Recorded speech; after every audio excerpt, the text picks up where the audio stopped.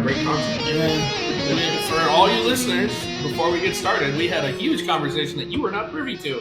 And it was funny. Or at least we thought it was funny. So we're going to start now. Welcome to our Rogue Nation. We're your one stop for geeky information. Tonight, I'm the big man Justin, and I've got Kevin to the core. Yeah, so who was drinking, and I did that on purpose. And I have Heel Hunter Joe. Just found out the wife is racist. Yeah. no. And now the world has found out that our 7 other listeners have now found out that your wife is racist. 30 seconds in, we already got the episode title. Yep. My wife is racist. And got Just George. Yo. And then Ghost Hunter Amir should be here a little later, as always. But we're just kind of shooting shit right now, keeping it all together, seeing what we want to talk about. We just had a nice conversation about Disney remakes and the Black Ariel that everybody's losing their goddamn minds over for no reason. But whatever, if that's your thing. We can put it on Patreon when we get big enough. Then you guys can listen to that conversation. It wouldn't even be called like Rogue Nation After Hours. It would be like the Before Hours. There you Rogue Nation Preparation.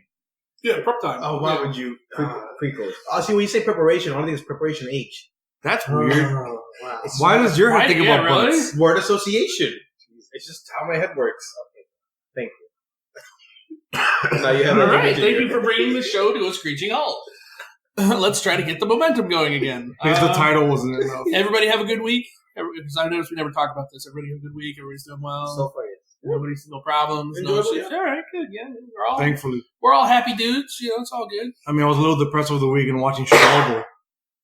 Oh, you watched Chernobyl? I finished Oh, wasn't it good though? Oh, it was fantastic. It was good. But holy shit, some parts were really funny. Yeah. Difficult to watch. You like body horror, man. Yeah.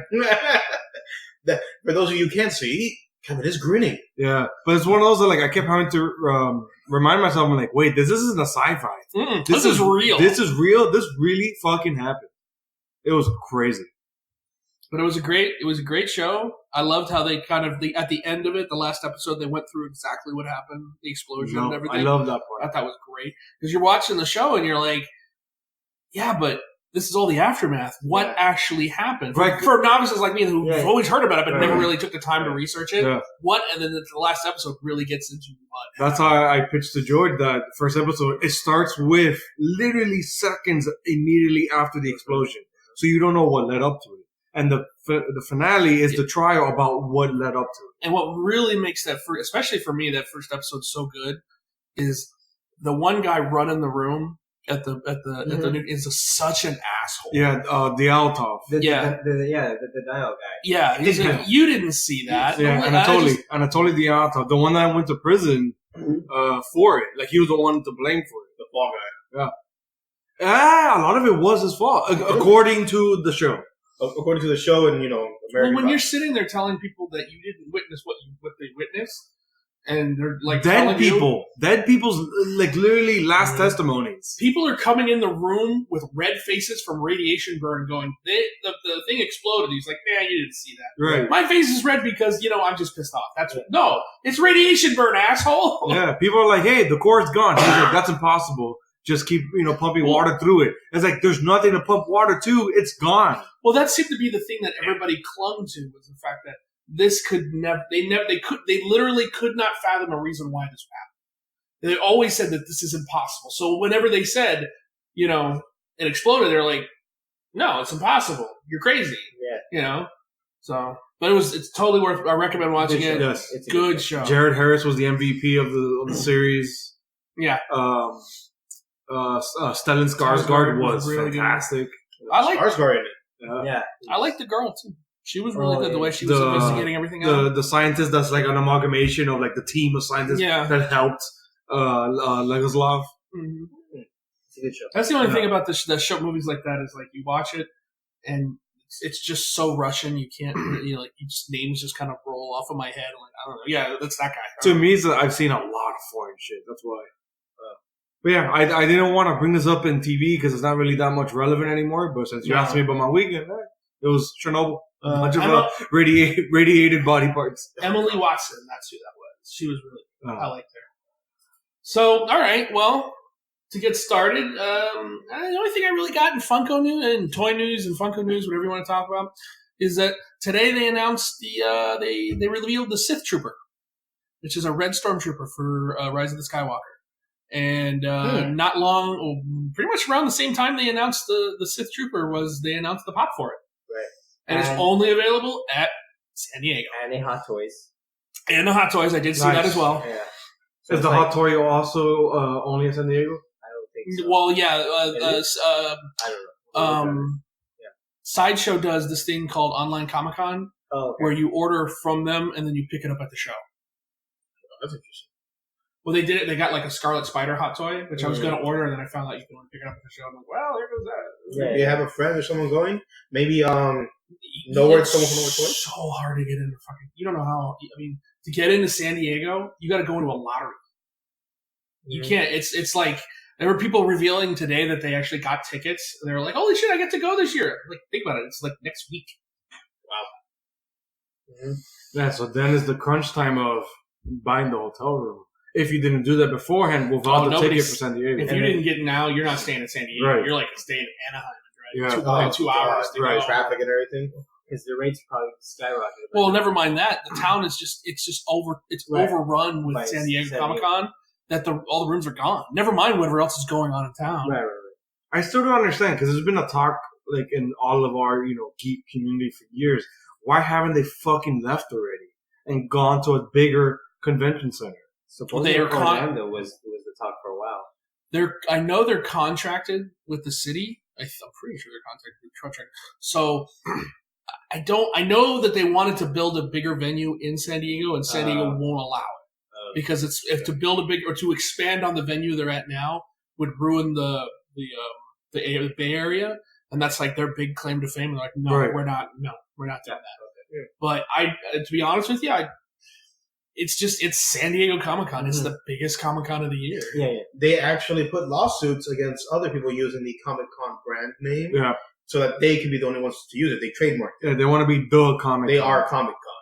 Which at this point is no longer about comics. So New York? It's just pop culture con. Yeah, it really is more about pop culture and everything. It's branched off from comics. But it's cool that I mean, funny enough, we were incorrect of saying that this year there was going to be nothing. But now Kevin Feige confirms that Marvel Studios will be there. 90 minutes. Oh, really? Yes. Oh, I didn't know he confirmed the 90 minutes. The duration. That's crazy. Bro. That's a good amount of information. And that's cool trailers. because the usual amount is just 40 to 50. Like maybe an hour if it's like a lot of presentation. But god damn, 90 minutes? Mm-hmm. So easily that's the entire Phase 4 slate, I'm assuming. Maybe Disney some Plus. Cast reveals. No, not maybe. They're gonna and like what? Like a Black Disney Plus. No, that will be. No, that would be. Oh, no, wait for D23. You're right. Yeah, that wouldn't fall under Kevin Feige and Marvel Studios. He's gonna show. I'm telling you, he's gonna show a trailer for Black Widow. So footage. Well, yeah, it's the next movie. Probably like a minute or less than a minute, which makes Warner Bros. Look like idiots because this movie started shooting 3 weeks ago, a month ago. Maybe? Yeah, like in my backyard. Right. Wonder Woman's been done for months now, right? It's finished. Are they doing reshoots? One trailer. Keep losing, Warner Brothers. Keep losing. I would love to see. It's not even a prediction. It's just like a bucket, like a wish list. I would love to see Keanu Reeves moderate the panel. So he's rumored, and also today. What? That's right. I want him to moderate, and then like the ending of the panel, him confirm he's Adam Warlock or some shit. That'd be great. Moon Knight. Rumored heavily today was 11 from Stranger Things to Eternals. Oh, bro, that movie is getting such an interesting cast. Right. I didn't know. I mean, they dropped the book on Inhumans, so let's make it up with the Eternals. Yeah. I mean, we don't speak about the Inhumans project, right? We don't speak about anything bad Marvel does, apparently. No, but we sit here and we destroy DC, which most of us love more. That was horrible. Yeah, it didn't really do anything. It's a terrible idea. Yeah. Well, no, it could have been something. I think they just rushed it. Of course. And they threw it to TV format. What else do you think they'll show off? I mean, it's 90 minutes. I think the slate. They're not going to confirm like Galactus is coming or some shit. Like they're not going to confirm anything big. I don't know. I think they're going to surprise you on this one. I think they're going to get you with something big. I mean, it's true because 90 minutes. That's crazy. It can't be 90 minutes of bullshit. I mean, you gotta fill the time with something. They might have the cast. No, Eternals cast for sure. No, but like have people come on set, answer questions, do a panel type thing. Also, too, they're speculating. Maybe wait, in the rumored slate, what's after Black Widow? Which rumor? It's Eternals. Eternals is the biggest. And rumor. Shang-Chi. And Shang-Chi. Those and are the Doctor Strange too. And Black Panther too. Right. Those are those are the ones we know are coming up pretty much directly after Black Widow. I think Spider-Man 3. I think Spider-Man 3 is going to be a little bit later, but he's going to be cameoed in and maybe probably here. They show off FF? No, not a chance. That's what I'm saying. Like they're not going to show anything crazy. That's what I'm saying. I announced that. No, I don't think so. No, because I think the rumor before X-Men. The rumor is that in Spider-Man, the Avengers, Tony Stark's building, the Avengers building is the old one is being sold to. It's the Four Freedoms Plaza. It's going to be Fantastic Four. The Baxter building. Yeah, that's the different rumor than what I heard. No, well, they were going so far. I heard it's Oscorp. Well, see, it's going back and forth, but one of the rumors supporting that is if you look at the background, because I think it's during the Mary Jane scene at the end. Yes. Which we'll get to on this episode. Which we'll get to. You see in the background that there's like a banner up on the fence. The 1, and 2, it's like 3. 1, 2, 3. And then the 3 is prominently, the 4 is missing, and the 3 is prominently in the white circle with the, that looks like the Fantastic Four logo. Yeah. So they're saying that, but that's a lot of people reading into it. Oscorp, I mean, either one makes sense. I'd really like to see it go to the Fantastic Four. To me, it makes more sense to do that because you've got a big building that everybody, everybody knows because it's been in 2 movies, and then you in Fantastic Four's got a big building. Does it really matter if Oscorp has a big building or not? No, not really. You can really put him anywhere. I agree. I would prefer it to be the Baxter building, but the things I'm hearing is that Oscorp. I mean, it's going back. I mean, of course, they also said that Osborn was going to be at the end of Far From Home. That he was going to be one of the right, and of course we didn't get that. Yeah, we didn't get that. So we got no Osborn. Yeah, which I'm fine with. Nice. So yeah, Millie Bobby Brown being more and more rumored in Marvel Studios. So you got she's a great actor. So Black Widow, then Eternals, then Doctor Strange 2, supposedly Black Panther 2, Shang-Chi, Guardians 3, and then I think that's all they have for now. Yeah, I think Joe's hitting on the head. I think we're gonna get Black Widow footage. Yeah, teaser for sure. And Eternals cast. Yeah. And have the Eternals cast come out? It has to be more than that, though. Obviously, yeah. Right, because for 90 minutes, it has to be way more. Well, I mean, they could also announce the villain for Guardians 3.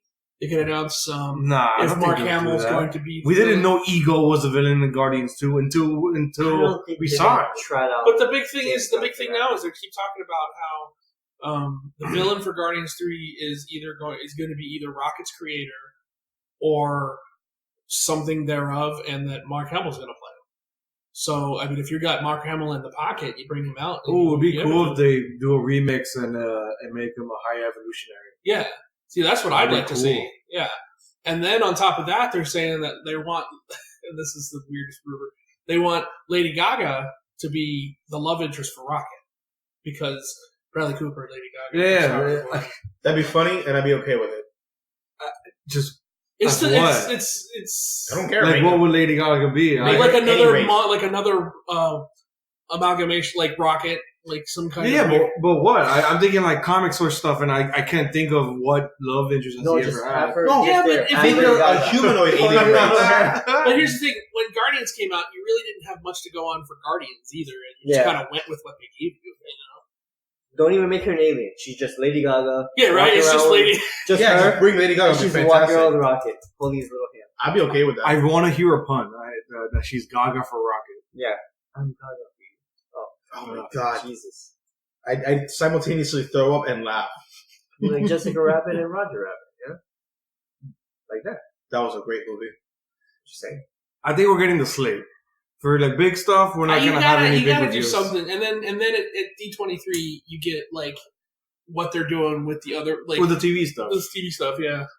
Okay, that makes sense. So Slate, Slate, And then at D23, you get mostly Disney Plus things. The majority of the slate, because you know how sometimes the slate gets remixed a little bit. No, this is not one of those.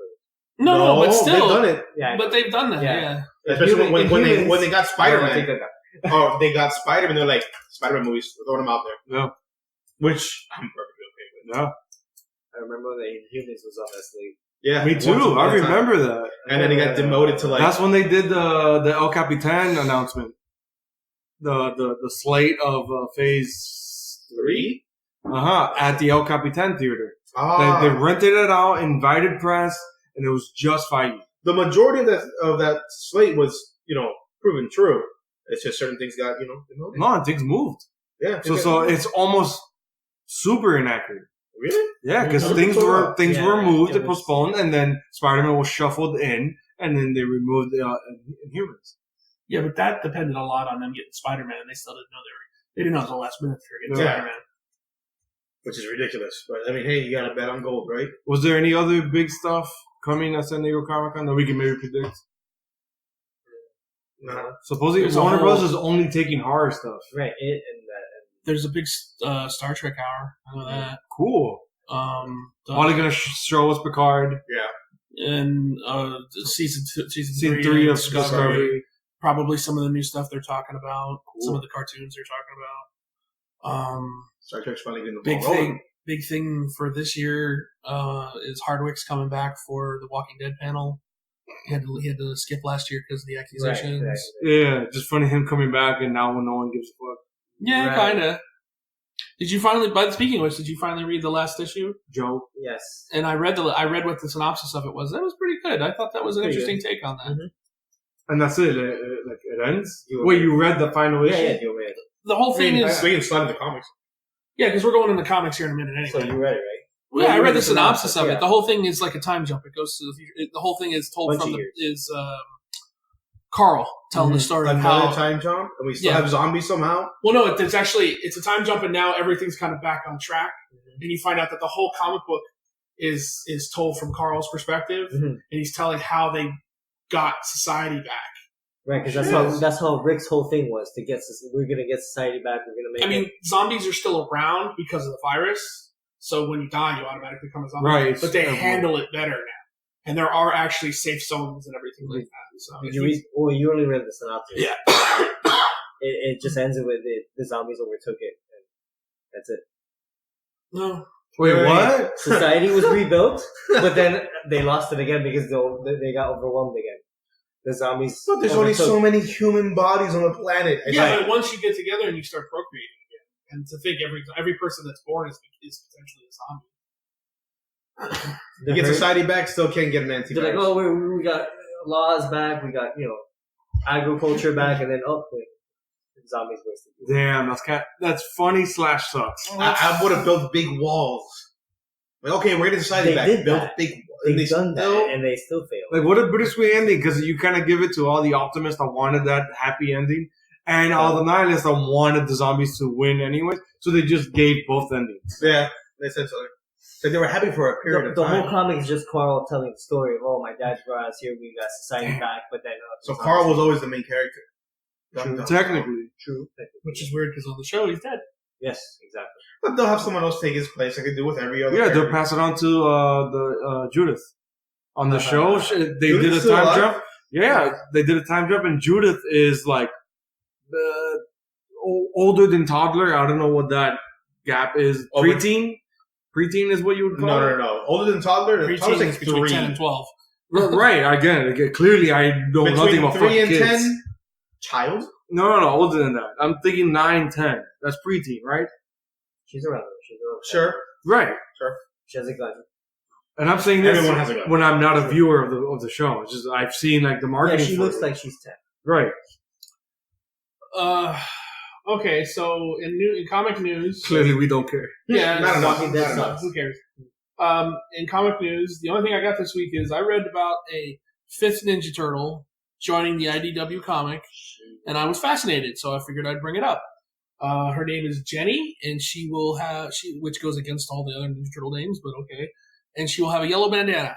But her characters I thought was very interesting because she was actually a member of the Foot Clan, Splinter's Foot Clan, and she worked against them. And she was the love interest for Casey Jones. Mm-hmm. And then she got stabbed in the stomach. Like correct. Yeah. And and then she had to get a transfusion from Leonardo, which mutated her and turned her into a turtle. That's funny. So it's canon that if you get a blood transfusion from a Ninja Turtle, you become a Ninja Turtle. It is now. Yes, it is now. Okay, when she mutated weirdly. She had nostrils and her eyes were bigger. But yeah. She like a different type of turtle. Yeah. That's weird because you'd figure since it's Leo, it would be his turtle genetics mixed with human genetics. Whatever. I'm not gonna think about this.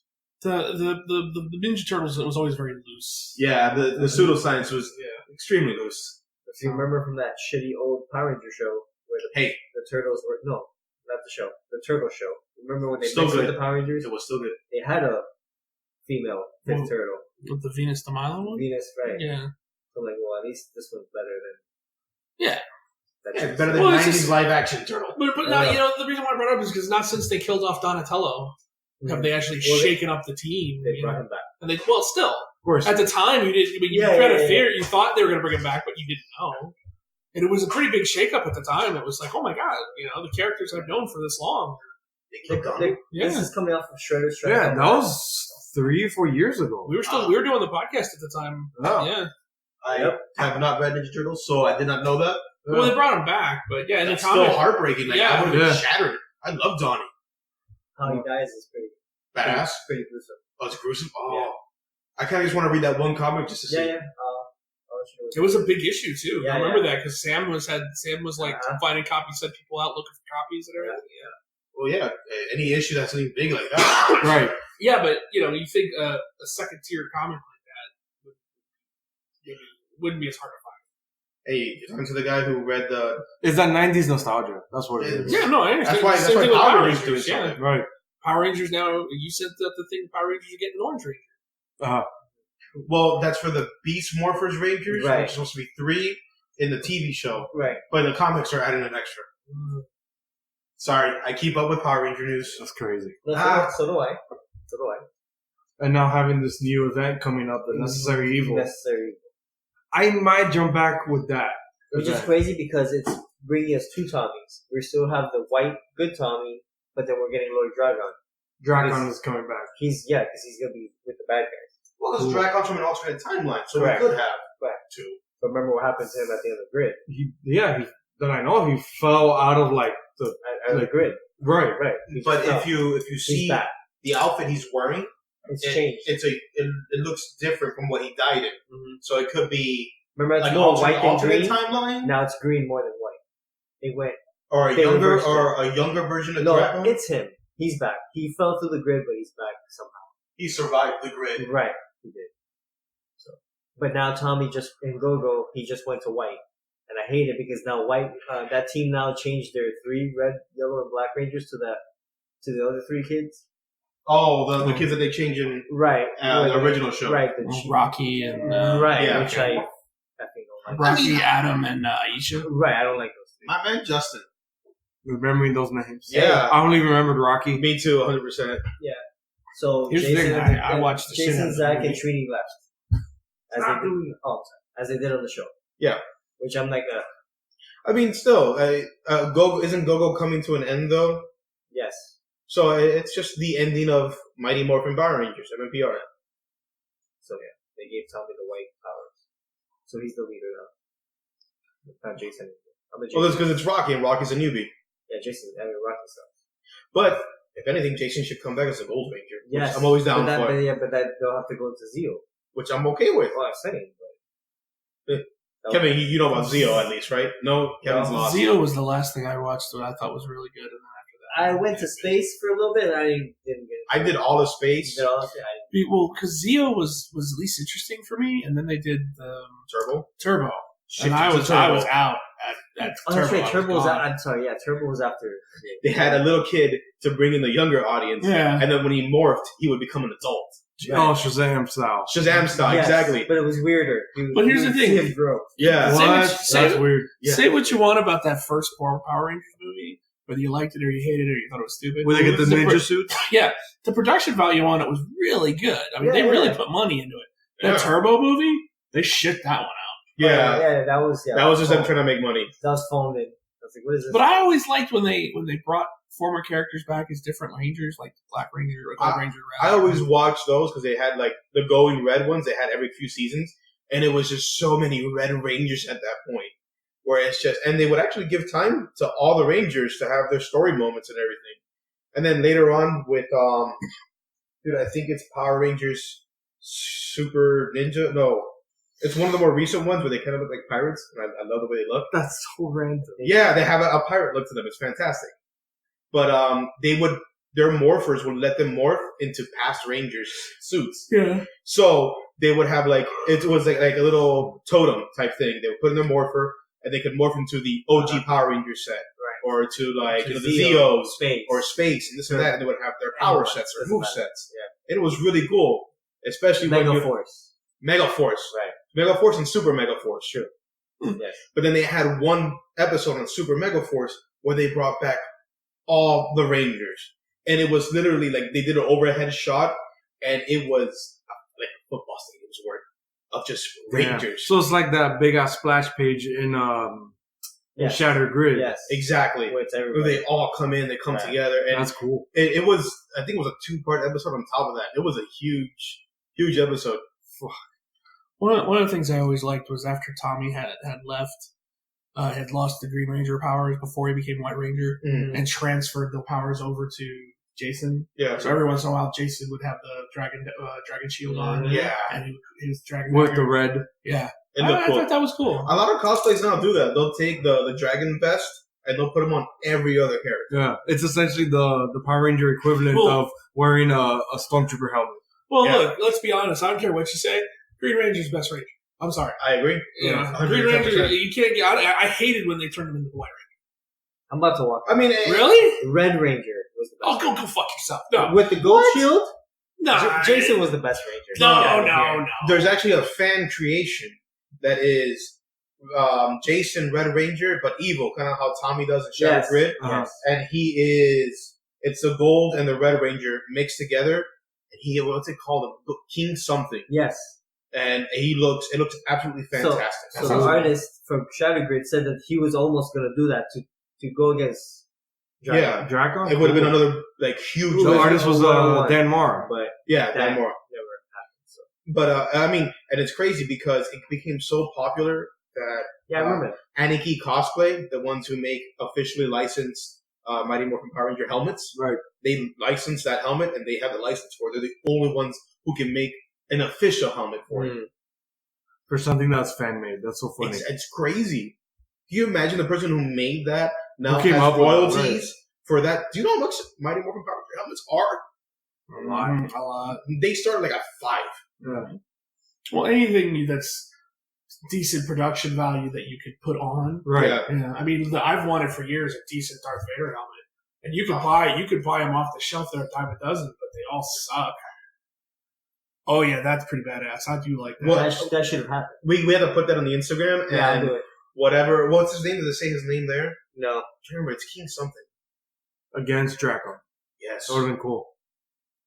But yeah, you're absolutely right, Justin. When it comes to high quality cosplay items, especially of those materials that last, I mean, it takes a while too, because you have to mold it, paint it, and I mean, this is not a sponsor spot for Aniki Cosplay, but they do take like 3 to 6 months for it, and they come out immaculate.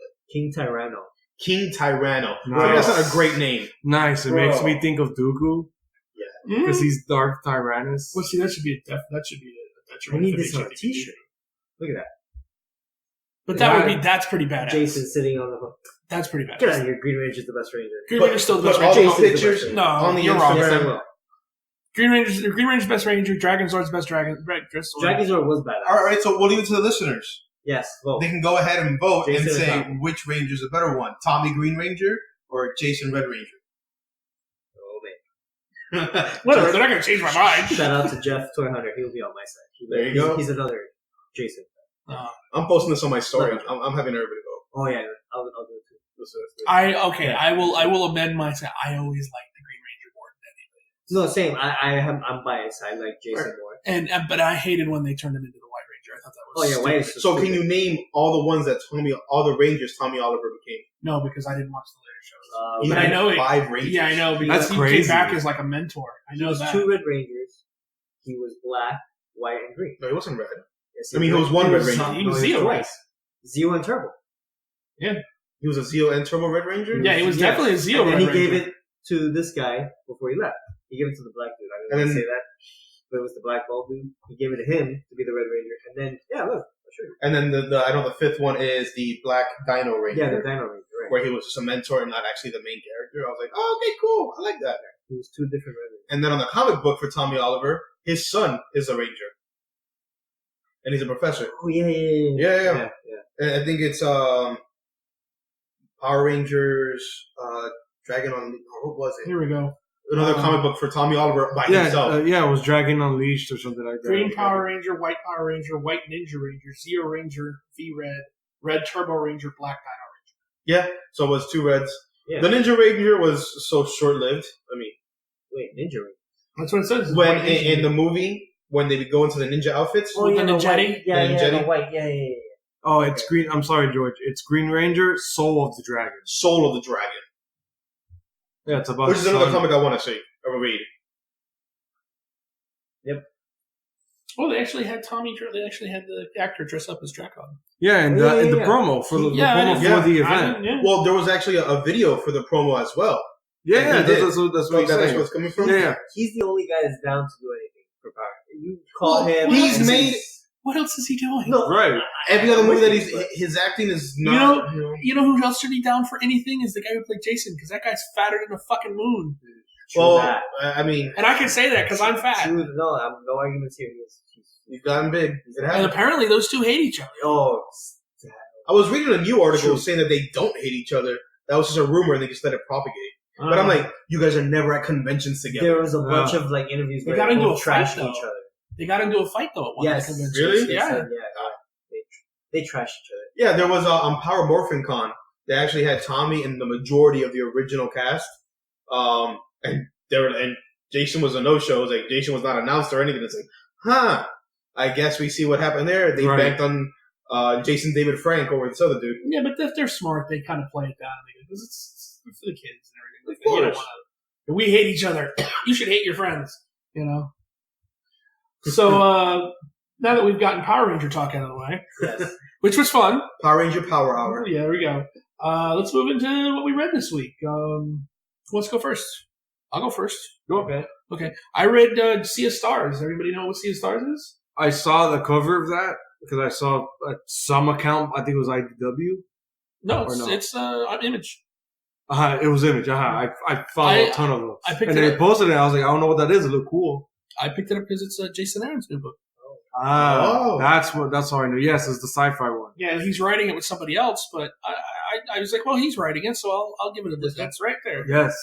See, I saw that. I'm like, space, So, sci-fi. I'm like, that was cool. The premise of the book, and it's pretty simple, really, is it's a space trucker, and he's hauling the contents of a museum across space, and he's doing it with his son.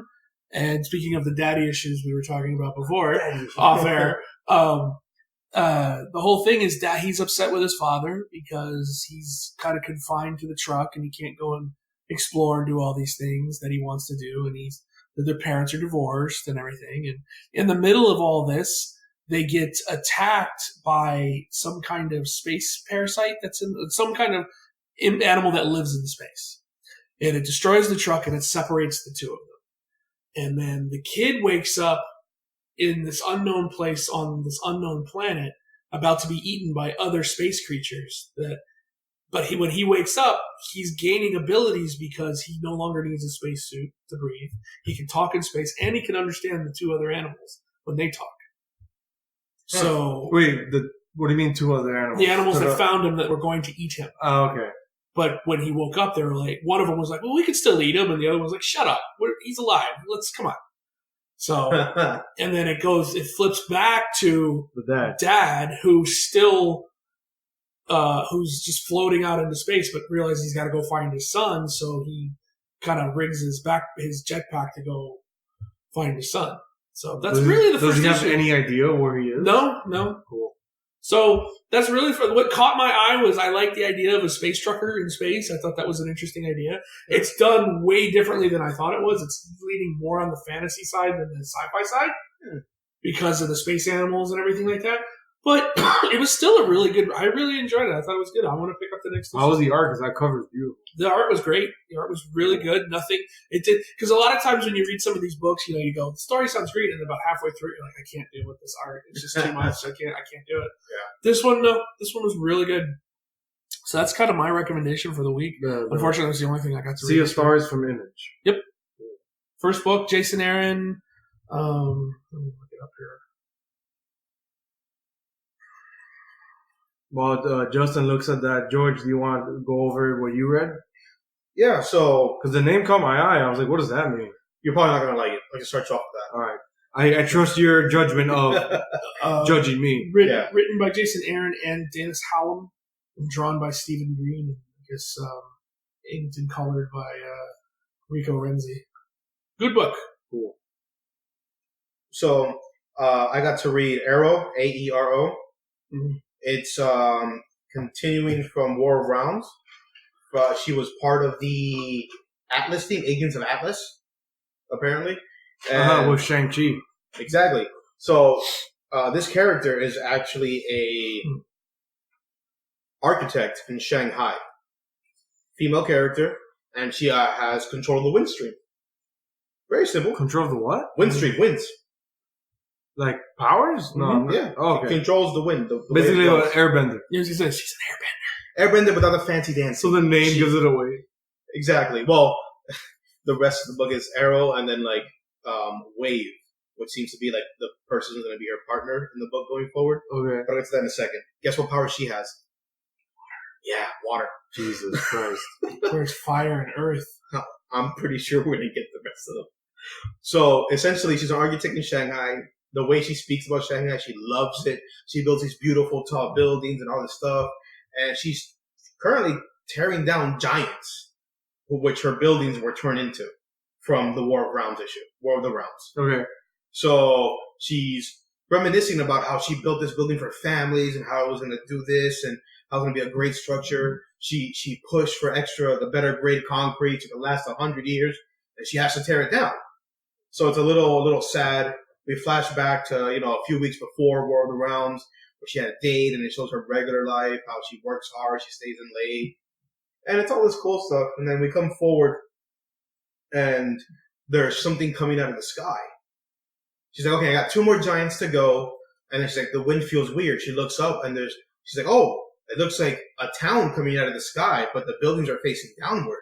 Fuck. So there's some F1, the fighter jet planes going up. And she's like, guys, you shouldn't go towards that. Get away. Like, we have our orders, Arrow. But apparently she's okay with the country. And why would she have any authority? Like, how are they listening to this random? She controls the wind. Okay. So what? She's like up there with them? Yeah, she flies. She's in the air. Oh, okay. She loves flying. That's why. Oh, yeah. I thought she was like in the command, like talking to them, and they're probably like, "How'd you get this channel, man? Get off!" No, she's flying around trying to take down giants, which her buildings were turned into, and these jets come off to, shoot at whatever is coming out of the sky, which looks like buildings, and it's drawn like it's like spires coming out of the sky, but upside down, coming towards us. So like an upside down city is like literally floating above the city. Exactly. That's exactly what it looks like. So she gives them this warning. They're like, nah, we have orders. We're going to go do this. And then next panel is like, that's not what you think it is. They get completely wiped out. And you see it. She's like, it's something living.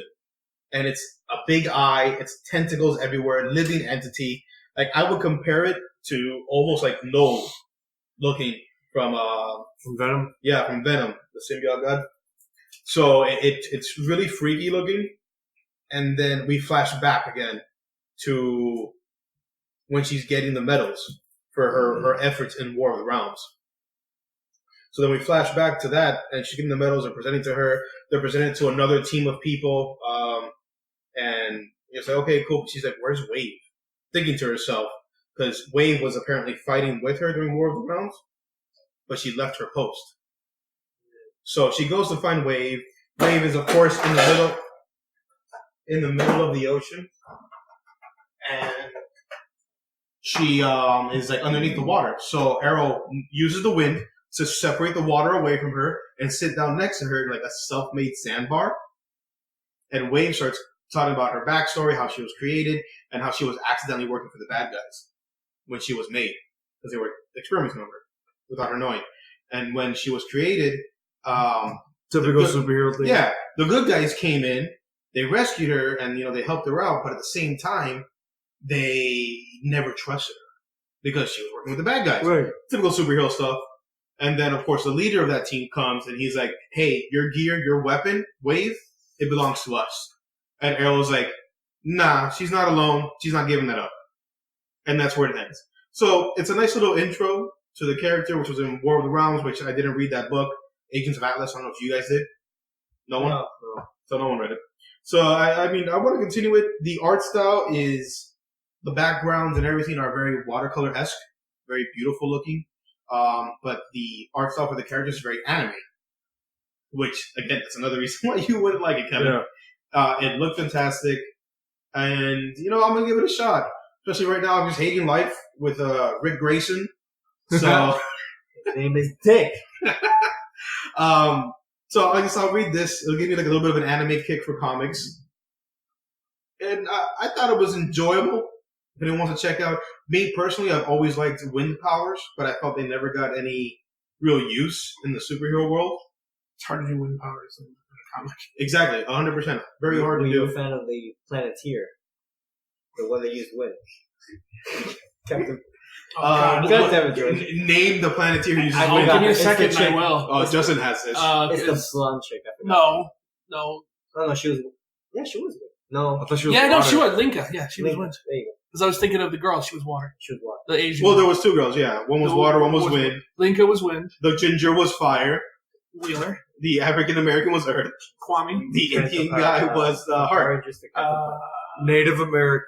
No, this one was actually. I thought he was Native American. No, he was Indian. I thought he was like actually. Oh God, Mati.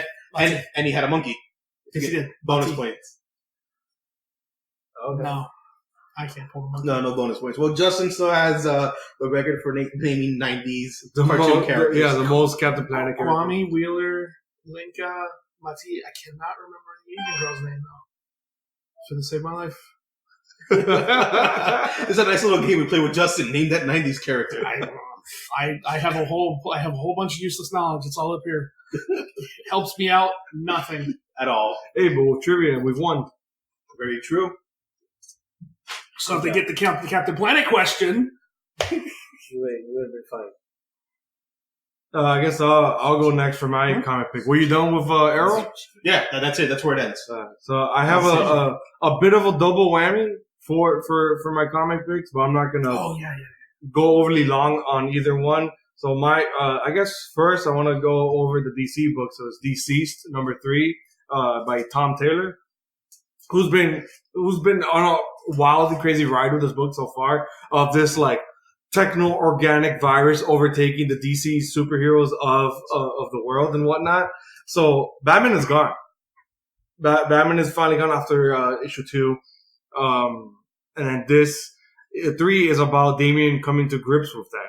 Oh, wow. Yeah. And then Superman kind of like, okay, we need to organize like what the fuck is happening. Y'all have to go to the Daily Planet. So he literally gets the zombies out of the building and blockades it. But it's really hard for him because it's everyone he knows and works with. One of them is Perry White. Whoa. Yeah. So he gets the path safe for the family to go there. He goes, okay, go there. I have to go home. And Lois is like, I'm not letting you go anywhere. And he's like, no, I'm going home. Like, not our apartment. Like fucking Kansas. Kansas. Yeah, Kansas. So in between that, you get like glimpses of like Mears getting attacked by a zombified Arthur. So Aquaman is turned, and he's still using his powers. So all of sea life is attacking Atlantis, and it's all like zombified sea life. So most of Atlantis is either getting eaten and dying or getting zombified. So quick time out. Are you telling me that this technovirus, so the sea life uses social media? I think it's also by bite. Okay. I had to. That's the first thing Yeah. that came to So mind. I think in issue 1, So if you read a text, you turn to a zombie. Pretty much. yeah, because it's technology. So Okay. so it has to be via internet, like web browsing. It's a metaphor. Right. But I think also by bites, by biting. So like typical, so it remixes with typical zombie thing. Okay. Arthur trying to save some people in like some like containment ship or whatever. And when he opens it, it was infested. It had already gotten overtaken. He got surrounded and he got, I guess, went back into the sea and then just started infecting from there. And since using his powers with sea life, he could still contact sea life, and then it just kept infesting via that way. Goes to Atlantis. Mirror barely makes it out. Actually, I can't remember if she does make it out or not, but I guess it's left ambiguous for that. Canary, who's dubbed Green Lantern, after that camping trip with her, Oliver, and Hal gets turned because he reads text or something, checking online or whatever. So now the ring goes to Canary. So now Laurel is Green Canary. not Laurel, Dinah. Dinah. That is Dinah, Laurel. Yeah. Dinah is a Green Canary. I like it. You heard it here first. Right. So what I really want to get to was I just want to summarize what's going on in DC's because I've talked about it in a while. It was the ending when Clark finally gets to Kansas, and he gets to a scene where his parents are at the barn, and his mom is yelling for help. And when he gets there, she has the door of the barn blockade, and she's like, "I don't know what happened. He just started attacking." So Clark doesn't know, and you don't know that as a reader if she got infected by the dad or if the dad's infected. And just before like he moves out of the way, he unlocks the barn door, which is on the floor. He rips it. Like the cellar. The cellar. That's what I meant. I didn't. Sorry, yeah. I don't have one, so I don't know what that's called. Fuck South Florida for never even having a basement. The cellar door. That's right, Justin. And then when he opens it, and it's his undead paw cat. Oh no! To me, it was the worst because I also didn't explain it. Just before that, he keeps saying, "They're alive, they're alive, they're alive." I have time, I have time. Because people on the way to Kansas City, people are getting cornered by zombies. He's helping them, moving a car. He'll grab some people, put them on a rooftop. So he's saving everyone along the way to Kansas City. So when he gets there, he realizes that he's there just too late. It's not Kansas City. Smallville, yeah. A city in Kansas. Yeah. It's just going to Smallville. Yeah, I have no idea why I was forgetting that. So he realizes, he realizes that he got there just in time, or just Short. not in time, just short. because he was saving other people, and now it cost him his dad's life, and maybe Ma too, because you don't know as the reader, or Clark doesn't know if she was hurt or bit. She was attacked, so. Right, so he pushes the undead dad down back into the cellar, shuts it closed, and with the laser eyes Seals it. Yes, seals it, and he just flies away, and that's how the book ends. That's depressing. Dude, after that reading, I was like, I can't read anything else after this. I would need to read something else. I'm gonna be depressed. I even tweeted at Tom Taylor because some people were tweeting at him like, "Oh, it should be like a cool zombified movie of DC characters over there." I tweeted him, I'm like, "Yo, fuck you for making me emotional during a zombie book." Damn. Yeah, I would happen to agree, and it just builds on the fact that Superman doesn't always have time. yeah. And the last thing I want to get to, I'm not going to summarize that much either of Old Man Quill. He's still on the run on Earth. That's like 45 or 55 years later from all these other Marvel villains. Leading the charge is Gladiator, who is the leader of the Church of Truth. After they wiped out Spartax and Xandar, there's no more Nova Corps, so there's no one to call, the police. And then you learn that behind the Church of Truth, besides the leader that's Gladiator, it's funny because he has like a shorter mohawk to show He that trims he's it down. Yeah, to show that he's older. Behind the Church of Truth, the real weapon of the Church of Truth is the World Devourer. It's Galactus. Oh, Super cool. That was the ending of, I think, the last issue 6 or whatever. I want to really talk about the ending of issue 7, Old Man Quill. This ending. they get to the Baxter Building. The whole point that he goes back to Earth is there's of any hero's journey story is there's always a weapon, the weapon that could win, the war or whatever. And there's some weapon that Reed Richards left in the Baxter Building that Gamora and Mantis told him about. So then the Guardians of the Galaxy get back together, go back to Earth, and then shenanigans ensues with all these other Marvel villains still alive 45, 55 years later. It's like Doom. Is it the Ultimate Nullifier? Yes. Yeah, it was something cheesy like that. That's why I wasn't remembering the name. And I read this last week, so I couldn't remember. It's the only thing that kept the Galactus at bay was the Ultimate Nullifier. Yeah. So that's true. Yeah, it was that. They get to the Baxter Building. They deal with a bunch of Moloids. Like, it's like a fuck ton of them. Like, the more you kill, like, more kept coming. So the Guardians deal with them, get the Nullifier, but then had to make some sacrifices to get back out because they're getting overrun by the Moloids. They lose the Nullifier, they get out of the building, and then just when they get there, out of the Baxter Building, which, by the way, is like on its side and like half dug into the earth. Oh, wow. And there's, for some reason, a giant Loki statue. Like by it, like the entrance to the city of where the Baxter Building is, because it's not in New York. It's literally thrown into somewhere. Yeah, it's funny because you keep getting references to battles that are never really explained because it's so far into the future. Yeah. And it's really cool. It adds to the lore of the world. Well, that was what they did with Soul Man Logan. Right, exactly. There was all these battles that you just got references to. Right, barely. Yeah, it's like the ruins of these battles of what's left. So the moment I really want to get to is the Church of Truth meet him there. Gladiator, everyone else was there. I think Magic is a part of it because she has the black lace thing with the sword. So I think that's Magic, a part of the Church of Truth.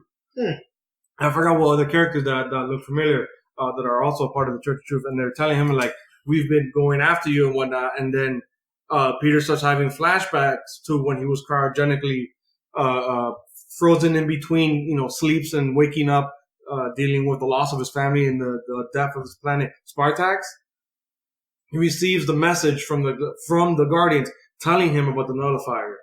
And as Gladiator is giving his speech, it keeps going back to that flashback of Peter receiving the message in the cryo chamber.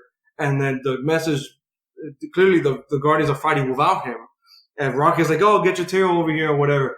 And Gamora's like, look, there's no time. Just get the Nullifier. If you don't see us, this is going to be our last message. And then it explodes. And it says end transmission. And then it comes back to Gladiator. He goes, we know you are the last Guardian. And Quill's like, wait, no, that's impossible. Of course I'm not. And he turns around and the Guardians behind him start fading away. And you start seeing that he's been on these adventures and Old Man Quill up until this issue by himself, and he's been imagining the Guardians with him as it's been a fabrication of his imagination. He's been hallucinating them the whole time. Dude. And it ends with that horrifying realization. And that's another one ends, and I'm like, bro, I can't read something else after that. What the fuck? That's, to me, it was such a horrifying ending. I could not fathom a Guardians book was going to do that. That's great. And I didn't really understand what was happening, even with the end transmission and the flashback, until it cuts to Gladiator saying, we know you were the last Guardian. And I was like, oh, fuck no. And as soon as he turns around and you start seeing, like, one by one, every Guardian, they're like, we told you, get the Nullifier at all costs. It's not, they all start disappearing. Mantis, Drax, Rocket, Gamora. Bro, it was so... I wrote it down in our notes together. I put what the fuck ending. Yeah, 100%. I was like, oh. And I can't, after this, I'm like, I don't know how much more, like could this miniseries go on? Because this is going to be now really depressing. Yeah. After this. We're going to have an issue or two with him being depressed. Or more, because it started off with him depressed. So he lost his family. More depressed. Well, now he lost his second family. Yeah. The only other family he knew. Yeah, that's definitely a rocket line right So there. I really wanted to talk about that because it was a lot. And I don't think any of you are on this book, right? No one else? No. Now, does this ending intrigue you enough to read it? Kind of. Yes. Kind of. So I guess it did its. Yeah. I was interested in like the older versions of the Guardians as a whole. Yeah. But this little twist was like, oh, we're not gonna get that, but Okay. he lost them all. I had been loving it because it had that old DNA feel of the Dan Abnett and like that old run. So I was like, I really liked Old Man Quill because of that, and now it gives me this curveball. Now I like it even more. But now I'm fearing that it's going to be really depressing after that. So, Joe, what's going on with Transformers and Ghostbusters? So since the ongoing Transformers has been so boring, and there's no fighting, there's just a lot of Optimus and Megatron fighting. They came out with Ghostbusters crossing over with Transformers. I thought that was pretty cool. Because reasons. Right. So the Transformers had not reached Earth yet. Optimus is on his way to Earth on the Ark, but Gozer shows up onto Cybertron, and Megatron is about to go chase Optimus, but Gozer shows up and she asks, choose the destroyer. Yeah. And Megatron's like, who the fuck's this bitch? The Decepticons attack, and they attack her, and she has two rabid dogs, but Transformer dogs this time. That's funny. I'm like, okay. So the Tuesday, Starscream chose his king version of himself. So Megatron's like, I'm gonna make you pay for this after we're done with her. No, she destroys them. She destroys Cybertron. And the destroyer that, the ghost of Starscream says, they're on their way to Earth. I'll take you. We could destroy Earth too. Who's he saying that to? Gozer. To Gozer. To Gozer. Because Gozer, she mops the floor of Megatron and the Decepticons. Like, Megatron was like, get the fuck out of here. But she wiped them. And Cybertron's no more. It's completely gone. Wow. So Optimus is on his way. His scientist says there's Energon here on Earth. Let me go check. Optimus is like, no, I lost communication with Cybertron. I don't know what's going on right now. Stay here. He leaves anyway. In the middle of when he left, the Ghostbusters are fighting some ghosts. So he needs a form. He takes the form of the Ecto-1. And now he's called the Ectotron. That's funny. So the Ghostbusters are like, damn it, it got into a ditch. So Ecto-1's in a ditch and they're trying to get out of it. But then when they turn around, Ecto-1's parked nicely on the sidewalk. They're like, wait, what happened? And then, he took the form. So he's over there. He transforms and tells them, look, we're here. We're coming here to protect you guys because the Decepticons are coming. They don't know who the fuck the Decepticons are. He's explaining. But as he's explaining, Gozer appears on Earth with Starscream. Good timing. But what's funny is they fought her before. So they're going off of the first movie. The Ghostbusters know, oh, Greg, she's back. Goddamn. Oh, sorry. She's back. So they're like, Jesus, don't know. And she dispatches right away Stay Puft. Mm-hmm. So they're like, they looked at Ray and he goes, no, not this time. It wasn't me. I didn't. No, I like that. It wasn't me. Don't blame me this time. And they're like, and then, it ends with the Ghostbusters. And then, the Ark lands and the Transformers roll out to help Ectotron and the Ghostbusters fight. It's just funny to hear it said. But then Starscream says, oh, there's more Decepticons coming, which I don't get because the Decepticons were trashed in Cybertron, unless they were on their way. But Megatron was about to board his ship to go chase Prime. Maybe it's Ghost Decepticons. Decepticons. To me, in this one book is way more action than 7 fucking books of the original Transformers. That's ongoing crazy right now because there's a lot of democracy and just talking. Political drama. Right. Kevin loves that stuff. Cyber political drama? Right. Techno political drama. Megatron should fuck and get it over with. But yeah, this book was good. I'm gonna keep reading it. Hopefully there's Pops. Imagine that. There is 35th anniversary. An Ectotron toy? There already is. Hasbro made one. They made it ahead of the book. GameStop. Yeah, I think they knew what's up. Yeah. They released it for the first one. Makes sense. I mean, I think it's fun. But do you think it's enough for an ongoing? Like, for it to continue? I think it's only 6. I think it's a minute. Oh, that's smart. You're getting 6 out of this? Jesus. No, but, wow. But that's smart, though. Just to keep it concise. I mean, I would have thought, I'm with Justin. I would have thought like 3. There was more action. I didn't have any faith either, but there's more action in this book than. I mean, hell, they killed off Cybertron in the first. First 2 pages, gone. And Megatron was like, he even put Devastator. He put all his people out there. She's a ghost. What the fuck? No, but she's a robot ghost, I guess, because she came in the form of Cyber ghost. Yes.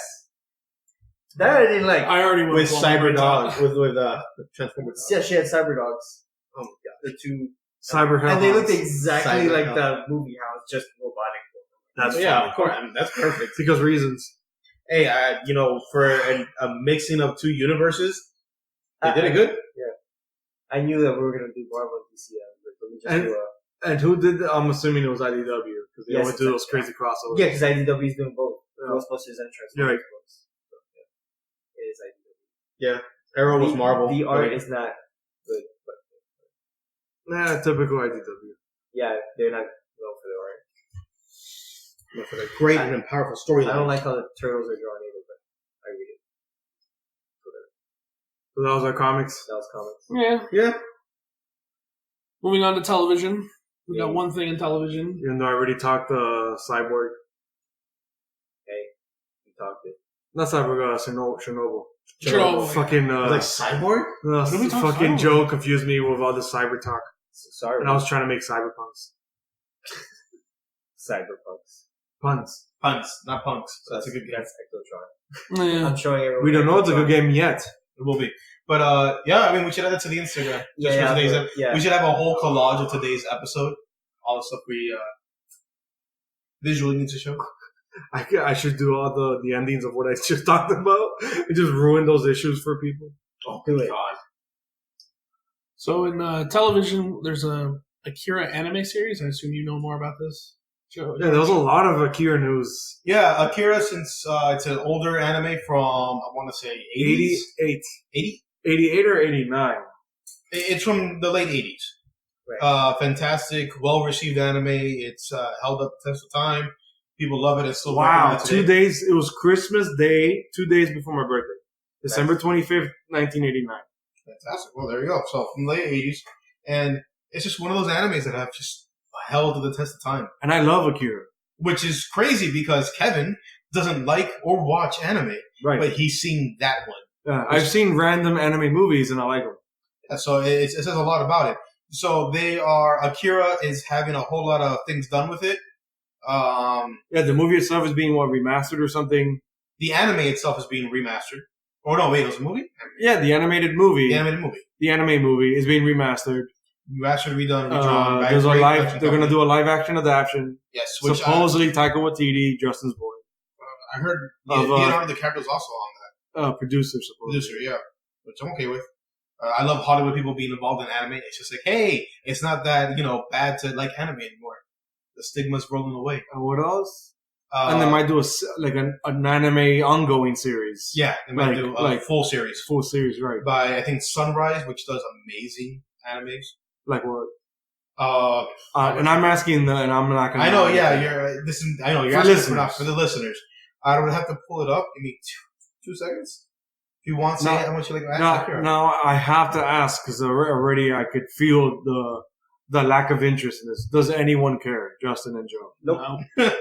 Did you guys see Akira the movie? I know of it. I know a lot I've seen about it. it. I don't really It's the care one with for the it. red bike, right? Yeah. I love it because it's iconic. It's iconically Very known iconic. for that, right? And then the pill on the back jacket. Nope, That's too much. that's That I didn't. on there. I So, just okay, remember- that's why I thought it was earlier 80s. The manga actually debuted in 1982. Yeah, And then, everything else came after that. In Neo Tokyo. It ran for 8 years. And then 1988, animated movie adaptation. So is there enough? Oh wait, you said it ran for 8 years. The manga ran for 8 years. And mangas, it's very notorious that in Japan, manga writers, artists, they are slave-driven with how many issues they have to pump out constantly. Like, it's worse than comics. So they pump out issues constantly. And the second it's like it dips just a little bit, there are so many other mangas that take its place, they get pulled. So for it to last 8 years of continuous issues is Dude, a that's testament to it. so. I was gonna ask if there was even enough material because I'm only a fan of the 2-hour movie. So I was thinking, I'm like, bro, how the fuck are they gonna do a whole, full series? Maybe outside of a season, but damn, it sounds like they got it. They got enough. They have enough. And on top of that, the original creator, I'm going to butcher this, Katsuhiro Otomo, is actually on board for all these projects. Cool. So that's always fantastic. and it's going to be a more faithful version to the manga. To the manga, right? So because they always take liberties. I really hope, again, a fan of the 2-hour movie only. Mhm. I really hope they change the ending. The ending is fucking bonkers. I hear the ending is what's different. I'm not mistaken. Cool. Because I never read the manga first. To put into context, Justin and listeners, it's kind of like Watchmen with a fucking random alien octopus attacking like the city or whatever the hell, as opposed to the way the movie went about it. That it was much more thematic to keep it concise to just the team. I would have preferred something like that. Yeah. But animes go bonkers, especially back in the 80s, with all these giant kaijus and mutations and whatnot. I mean, that's what it was all about. Right. It was. I just thought it was silly. I thought it was really silly the way the anime movie went about it. And that's why besides that ending, I think the rest of the movie is amazing. So, just to expand on what I was saying about Sunrise Anime, if I'm not mistaken, and they are the ones doing the anime for Akira, they are known for Mobile Suit Gundam 00, Code Geass, Cowboy Bebop. I've heard that. Yeah, I mean that's the one we recommend to you constantly because Right. they have a great soundtrack and the show withstood the test of Yeah, time. you say that's basically Firefly. Yeah, essentially Firefly, but this is what came before it. This is the inspiration for it. Gundam Endless Watts. So I mean, Sunrise Company. What? Endless Waltz. Waltz. Oh, Justin, an anime fan. Oh, I like Gundam. I love Gundam Wing. You're a Gundam Wing fan. Yeah, and I like Trigun. Who's your favorite pilot? Duo. That's Scythe. Yes, I completely agree with that. So for anime nerds, you guys got that. For everyone else, sorry we alienated you. Hey, there's Joe. I recommend Gundam Wing wholeheartedly. Gundam Wing and Gundam 00. Mobile Suit Gundam 00. It's so the I never really could get into any other Gundams. I'm gonna tell you why. I did Stardust Memory, and I thought Stardust Memory is okay, but so the people who run the Mobile Suit Gundam series decided to do spiritual remakes of the Gundam series, and Gundam 00 is the spiritual remake of Gundam Wing. Oh, okay. That's why I think you would like it a lot. I loved the. Well, here's the thing. My favorite pilot is Duo. My favorite Gundam is Wing Zero from Endless Waltz. Epion. Endless Waltz Gundam Wing Zero is the best. We'll argue this with later. The wings. Oh, with the wings, feathered wings. With the feathered wings. Beautiful. Come on. I'll show you a picture, Kevin. We'll put it on the podcast. Our little anime tangent. But yeah, so I mean, Akira, it's going to be all over the place in the upcoming years. I think it's going to be fantastic with the original creator on board. Actually, and big names on it too. And you want to talk about names that I can remember? The fucking names on that show are so crazy that I remember most of them. I remember all of them. I could sit here and listen. Jesus. I saw that series twice. The villain, 2 episodes. The villain on the Toggies? On the one that was it Trey's Kushinaga? Yes. And then he was the general. Yeah. And then but who piloted the Toggies? No, it was Zex Marquise, who was actually Miliardo Peacecraft. Oh, Justin. The names on that show were fucking crazy. The one of the chicks on the show her name was Lucrezia Nine. And it was funny because I believe the names are the same in Japanese, so they came up with these names. And they just kept the original was Hiro Yui, Duo Maxwell, Katra Rabano Winner. Katra Rabano Winner. Yeah, he had 3 names. He was important. Yeah. Jeremy, the Shenlong Gundam. Yeah. What was his name? Wu Fei Chang. Wu Fei Chang. And then he used who piloted Heavy Arms. Oh. Yeah, he wore a mask. He was he lost his memory. Yeah. He was in the circus. I can't remember his name. Come on. Gundam Heavy Arms. We're testing Justin's I can't remember his name. memory. It'll come to me. I can't remember his name. But and then the Gundams were Wing Zero, Wing, and then eventually Wing Zero, the Death Scythe, and then Death Scythe Hell, and then Sandrock,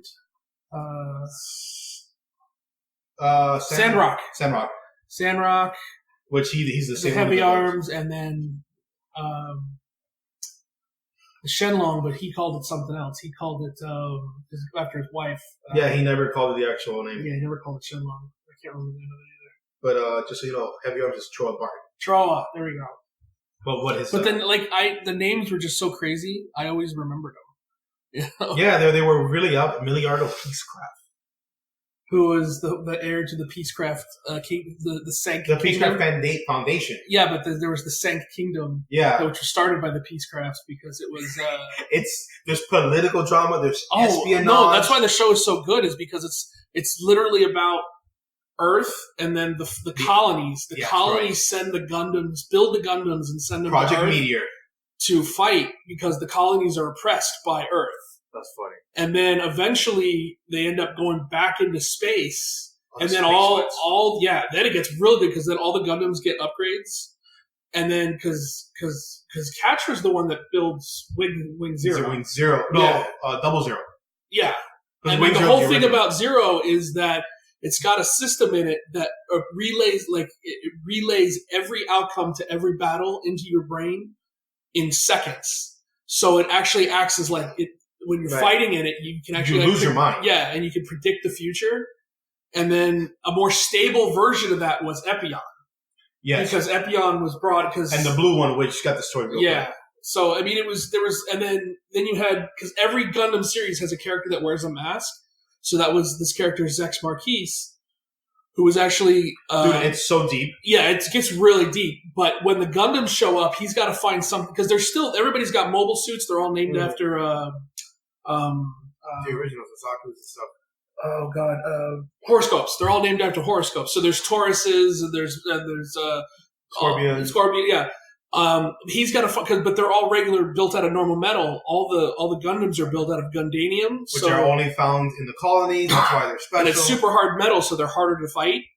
So he's got to find something to fight them, and they had the original basis for the Gundams, which was the Tallgeese, which he had pulled out of storage to use to fight. It's crazy, but it's really good. Sounds 52 episodes.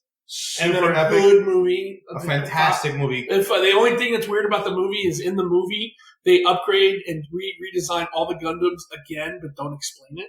Yeah, it's just like, it's not even months. It's been like 6 months, but all the Gundams. Well, because the basis of the movie is that all the original pilots except for Wu Fei decide to take all their Gundams and send them into the sun because they're too powerful, and then. They finally reach peace. Yeah, just as they do that, somebody comes back and tries to take over the colonies again, and they have to go after the Gundams and get them to fight. It's really good. They're literally upgraded before they were sent into the sun. So then they get them, and you see them. They're like, oh wait, they're all upgraded. Anime. Just how we have comic book logic. That's anime. That and toys. Toys, yeah. Oh, definitely toys. Oh, the Gundam models, gunplay is what they call it, is huge. That scene is right. This is the original. Amazing.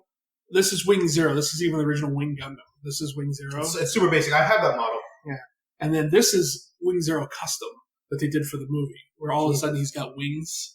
It's absolutely beautiful. The model's huge, and they have special stands with feathered wings falling off of it. Jeez, it looks absolutely fantastic. I know we went on an anime tangent, everyone. If you don't like anime, maybe you might want to give this a shot.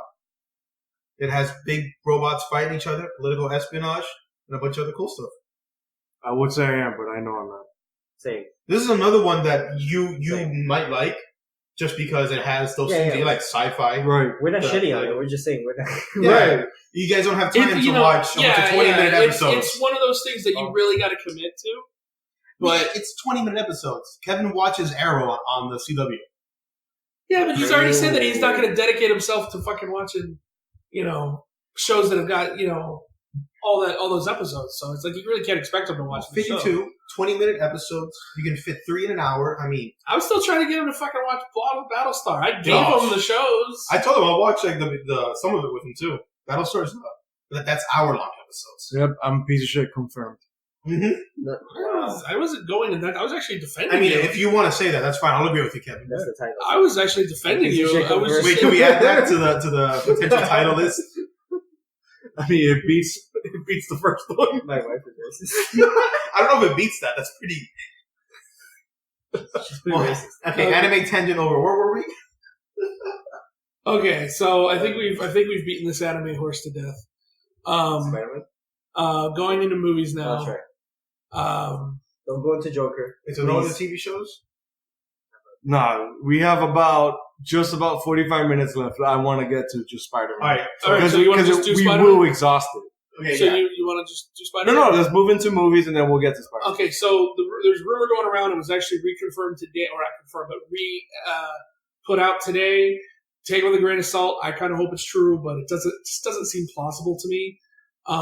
That if Spider-Man Far From Home makes $1 billion, that creative control will return to Marvel of the character. They won't get the rights back. Yeah. They'll still have to pay. Sony will still get the majority of money, but Marvel will get to say where that character goes and what that character And doesn't Sony have distribution rights as well? Yes. Yeah, so I mean that's Sony- a win-win for Sony. But here's the thing, though. As opposed to They what's lose- going on now. But they lose the ability to put the character that's making them a lot of money into another movie. But it's not really the character that's making them money because it's not their story, not their writers, not their direction. I guarantee you they don't think that. Yeah, because really. How do they think about it? I guarantee you the only way they think is it's an IP that we don't. Or we have Sony. rights to. And they're making the Spider Villains universe, which is And they kind of need Spider-Man for that. So it's like... you can throw in your own Spider-Man. I'm just saying, I don't see... Marvel would not. It just seems so... It just doesn't seem... It just seems like, at the end of the day, who makes that deal? I don't... How do you broach that deal and who says yes to that deal? It just doesn't make any sense. All right, before we go into hypothetical, I think we have to reconfirm or assure listeners, especially ourselves, what is the situation right now with the character rights of Spider-Man? He is a Marvel character. He's owned by... For He's movies. licensed for movies by Sony. By Sony, Yes. correct. And they What's have a happening deal- right now? They have an overall deal with as long as there is a movie in production, they cannot lose the rights to Right. that character. Right. If a movie is not in production, they have a certain amount of time to get a movie into production, or the rights will revert. That's what happened. The rights With will Daredevil. revert. Do the villain rights? Do the villain movies count? It's all encompassed. Well, those movies. Oh, I don't know. So I don't know. if the Venom movie No counts one as knows in those production, details. or they can just These put, are clues to the details.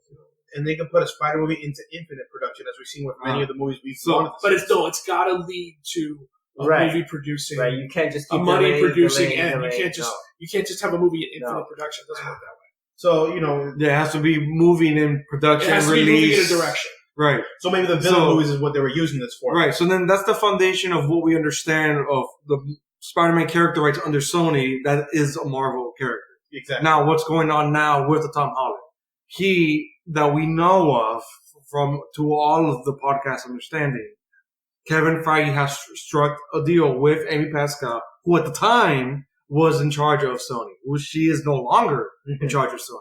So now even these details that we're about to go over are even more up in the air. But, yeah. But since the Tom Holland in Civil War, it's Captain America Civil War, he is a Marvel Studios Usable character? usable character under the Sony branch. Mhm. Well, Is that the best way to say it? I would say this current iteration of Spider-Man is a Marvel Studios creation. Yes. I But read, still owned and licensed by Sony. I read it's but a headache still- for both because Imagine. Marvel can't use them like they want after this, Freely. and Sony cannot use Tom Holland Okay, after this, what? What does that mean? after the deal is up with the third Spider-Man. Right, in which we don't know what the deal is. Right, but Sony cannot just be like, "Oh, we're gonna make our own Spider-Man movie." If they do, they cannot use Tom Holland because he Yeah, was 'cause Tom Holland's- casted by Kevin Feige and Marvel. Right. Yeah. They would have to recast Spider-Man. And do you really want to recast Spider-Man Tom again? Holland is absolutely Right. perfect. Right, yes. Right. Peter See, Parker. Sony to me, it cannot- balances out both the Peter Parker and the Spider-Man persona. Yeah, Sony he could- takes that Tobey Maguire and the Andrew Garfield, mixes it well. I and guess puts out he his gets own the better version. aspects of both. Exactly, he has the best aspects of both, Yeah. 100%. Now, to Joe's point of, what's this deal then? We don't know what that deal Right. encompasses. That's scary. I remember when he was casted for Civil War, or even a little bit after that, everyone was saying it's 5 movies. 5-movie picture Yeah. deal. But that And- includes the Avenger ones and Right. So let's say that was correct, or let's say that's wrong, and now the new reports that's actually a 9-picture deal. But even those reports are saying, it's 3 trilogies. So it's like, so what are the Avenger appearances? I'll be honest, I read somewhere that was 13 movies total, including Avengers. Yes, So it just goes to show that we have no idea what. Yeah, Right. we literally Nobody have does. no idea what's Nobody going on. does. Right. It's true, we don't know it. Disney should just go in and buy some. But wait, I kind of want to Why play not? around with what George just said. 13 pictures that kind of combines both theories. That is 5 and 9. Because that's about 3 to 4 Avengers appearances, which technically he's already halfway done with or more, and 3 trilogies, which he's already almost done with 1 trilogy. Because the rumor of the 3 trilogies is 3 high school, 3 college, 3 adult. Right. That's too clean cut. I agree. But Tom Holland has come out saying, I'm going to play this character until I can't walk anymore. But he's also said he has had his actor plans, his roadmap for his acting career, like in a metaphorical like way he wants to go. And like he said that doing Spider-Man was only like a 5 to maybe 8 year thing he wanted to do. Right. So there's a lot of conflicting. He's already reporting. 6 years into the character. Exactly. Or 5. But he is loving it. That's the thing. He is loving it. So people are allowed to change their minds and their feelings on how to do things. Who knows? Maybe he had the original 5 movie contract deal and he re-upped for 9. It's not like he's not doing other things too. Yeah, he's doing right. He's got other things because he's got that movie coming out with about Tesla. Yeah, and Edison, which looks great in my opinion. And then he's got the Pixar movie coming out. Pixar. Yeah, Onward. Oh, that's right. He's the voice of the kid. Yeah, he's been doing things. Apparently, he did a movie. Actually, not even. He's the Pigeon one with Will Smith. Yeah, he's in that too. Pigeon one with Will Smith. Yeah, the spy, where Will Smith's the spy, and then he gets turned into a pigeon. Spies in Disguise. Yeah, it's like Spies in Disguise. I haven't heard of that. Yeah, and he plays a dorky scientist kid, which is hilarious. But That's great. Apparently he did a movie that was so bad that it can't be released. I mean, but he's doing things. Wait. Right. There was a movie that was so bad it couldn't be released? Apparently. That's weird and hilarious. I want to see it. So, I mean, he's getting work. He's doing other things. Well, and he's already been in Captain America Civil War, Avengers Infinity War, Avengers Endgame, and he's had Spider-Man Homecoming and Spider-Man Far From Home. That's already 5 appearances under Marvel Studios in about 5 or 6 years. I had always heard that they had control of Spider-Man up until the end of the second movie, up until Far From Home. That was the one I always. That's exactly what I heard. Yeah, after Far From Home, it was up in the air. They had to renegotiate. Well, maybe that's whether they did or not, I don't know. That's probably why these rumors are all coming up again. Right, the $1 billion thing. If not, then Sony gets it back or whatever. But I mean, no. That's the rumor we're talking about. That's not what Justin said. If they don't make $1 billion, Marvel gets it back. Is that what you said? No, Sony gets to put them in their business. Okay. Because if they make $1 billion, because that's what you said. You said $1 billion, Marvel gets them back, and I was like, wait, that's. I thought it was the reverse. I thought Sony gets them back. If the movie makes $1 billion, Marvel gets creative control. But here's the thing: no, it's a better deal because Marvel doesn't have creative control of them now. It's still a Sony thing. It has to go through Sony. Yeah, I feel like that's very confusing because he essentially is a Marvel Cinematic. Yes, but they still negotiate. Well, okay, I'm sorry. Maybe saying he doesn't have creative control. They don't have after they had creative control of him from Civil War. From what I understand, from Civil War till now, Far From Home. That's supposedly why this rumor is popping up now. Is that they're trying to renegotiate to keep using him. They're saying to keep having greater control. All the Iron Man stuff was Sony's idea because they wanted to shoehorn Iron Man in the first movie, right? To make sure it made Well, bank. I know that Kevin Feige has come out and said that the kid from Iron Man 2, the one that had the Iron Man mask on, and then he was going to fight, and then Iron Man comes. That's Peter Parker. He actually confirmed and said that's Peter Parker. Right. So Tom Holland said that in an interview too. Yeah, really. So they're trying to make, and I thought in the movie they were going to push him towards being more like Iron Man, where he more leadership role. Maybe not even. I'm not even talking leadership. I'm just talking more like getting his face out there. Like Iron Man's face is everywhere. Literally be the new poster boy for the Marvel Cinematic Universe. Yes. Well, as we move into the Spider-Man review, but remember when I said a few podcasts ago, you cannot make him the face if you don't hold it. Right, and I'm with Joe on that. Exactly, I agree with you. No, you were right when you said that. I was just like, that's what I was hoping for. I'm sure they want, and it'll be they'll make profit by making the face, but you can't bet on him when you don't own Spider-Man outright. Until right now they have the Girl Power Captain Marvel, and they have but that's not poster to MCU right now. No, but they have Black Panther, which is pretty a heavy hitter. Yeah, he hit $1 billion. Yeah, he's a heavy. That's a big movie, a big character, and with a lot of baggage you can make movies on. But it's crazy. He's only 4 appearances in, and not all of them Wait, 4? He's only 4 appearances in. Black Panther, So- Civil War, Black Panther, Both Avengers. Infinity War, and Infinity Endgame. War, Endgame. Yeah, Infinity War. Well, I mean, Endgame, he wasn't in there And very they much. removed him from most of the second one, so Yeah, they had to be one of the ones that got dusted. but he had a big deal in Civil War. Well, it was his introduction. In Yeah. fact, if you read the reports, that was him and his role and Peter Parker's role was supposed to be reversed. Yeah. Oh, Supposedly. interesting. Yeah, it was supposed to really focus more on Parker, Right. and then Black Panther was going to be the one that got brought in at the end. Like, Mm-hmm. Like, and then, but they didn't have the No, rights. but I like the way they did it. Yeah, I like the way it played out Yeah. more. Well, hey, we got more Black Panther, and I gotta say, Chadwick Boseman, fantastic. How's the jawline? His jawline. I mean, it's not Henry Cavill worthy. Mm. I don't know, you're gushing. I love how So- he's lessened the accent every appearance. Yes. Super heavy in Civil War. By Endgame, he's not even that accented. Might as well be from Brooklyn. Yeah. Well, because I mean, it shows the character's progression in the English language. Quit defending it. Fuck that. Chadwick Boseman is tired of faking an accent. I mean, look at Chris Hemsworth. Wait, no, look at fucking Tom Holland. I'm I keep sorry, forgetting that he's English.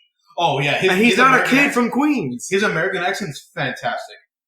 It's almost too good. I believe that he's a New Yorker. He's more American than us.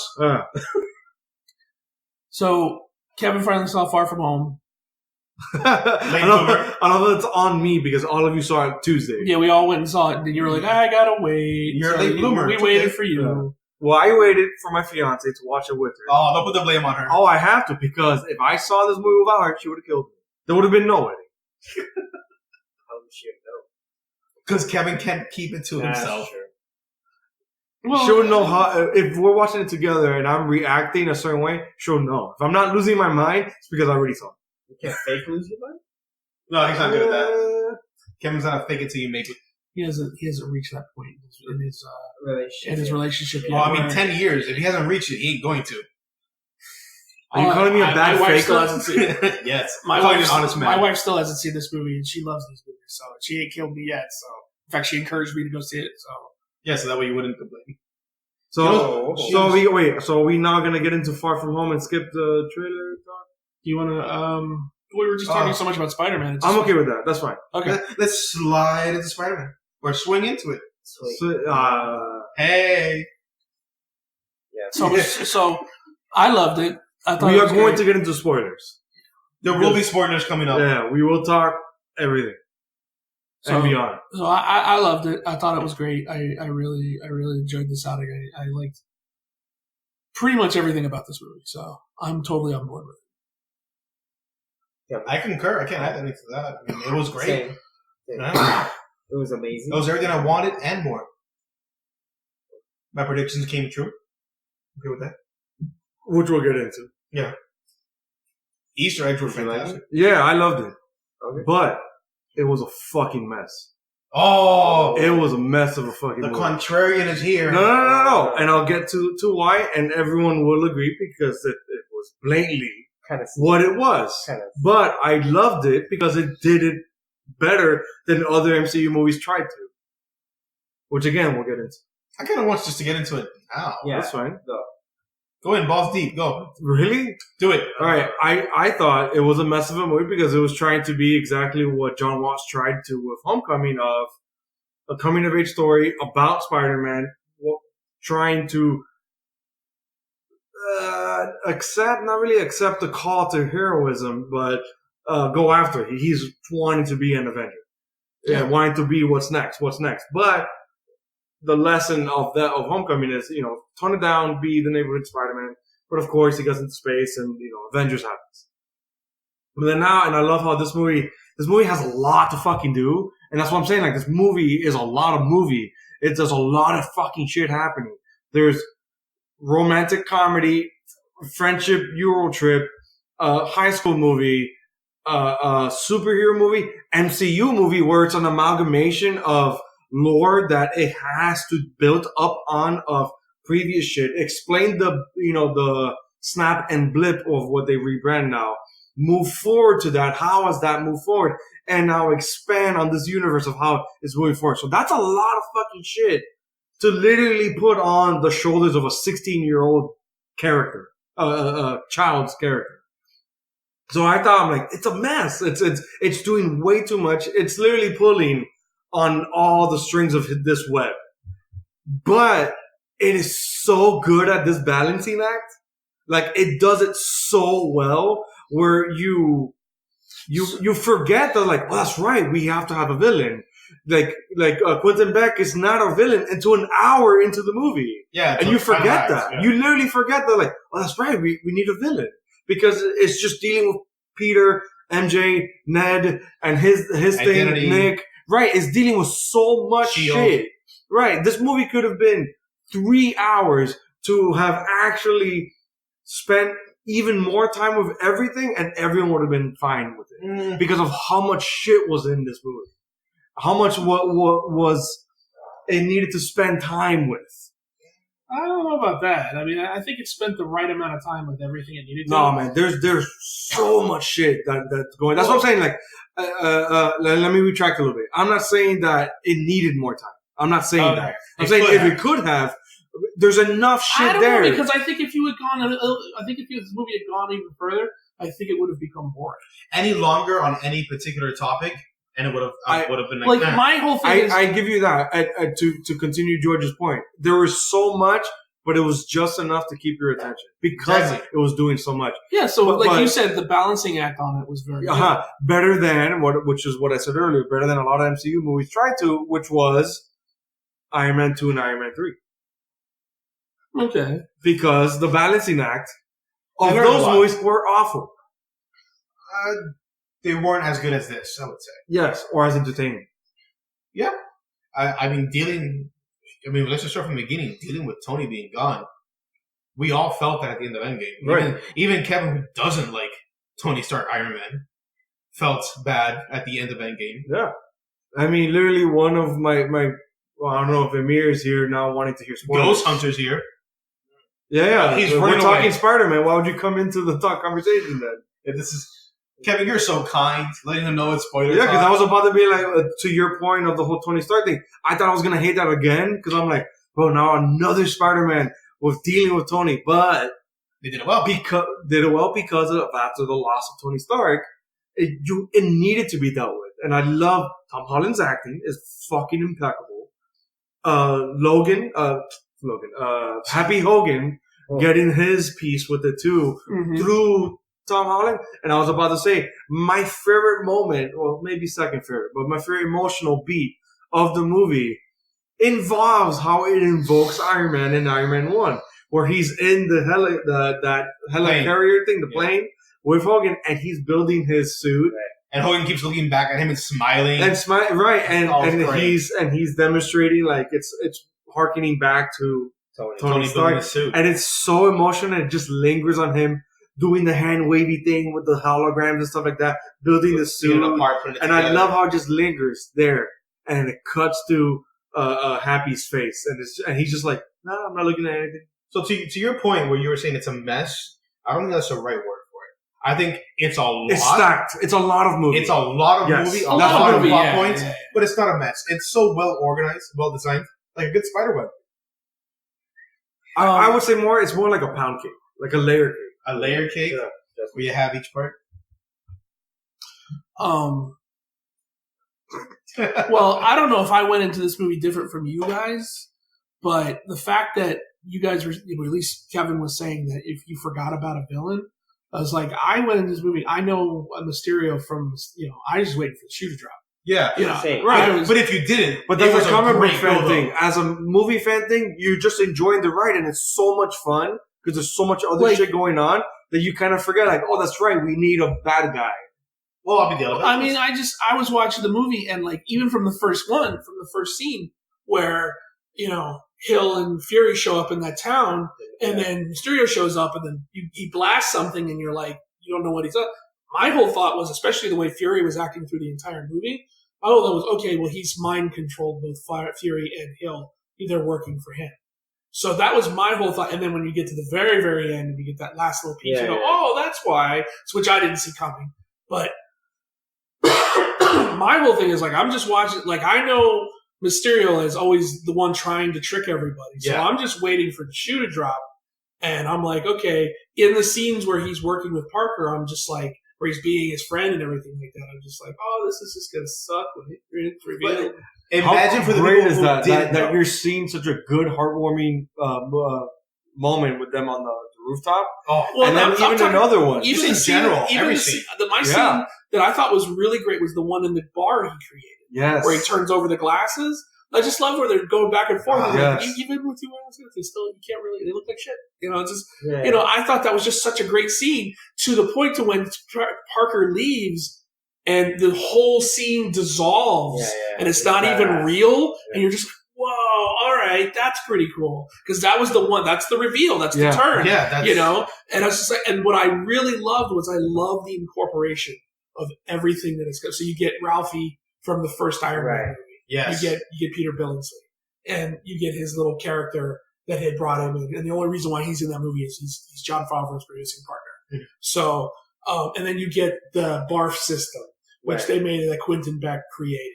But I think I liked how he was spurned for that. And then you just get all these little elements from the Stark Corporation that now that Tony's gone, they're Shoes are dropping. Yeah, and I'm just, that's what I really enjoyed about the movie. That's what I enjoyed the most. What I didn't see coming and I enjoyed the most was the fact that you could weave basically almost everything you've seen the past, 10 years now, 12 years now? Yeah. 11 years.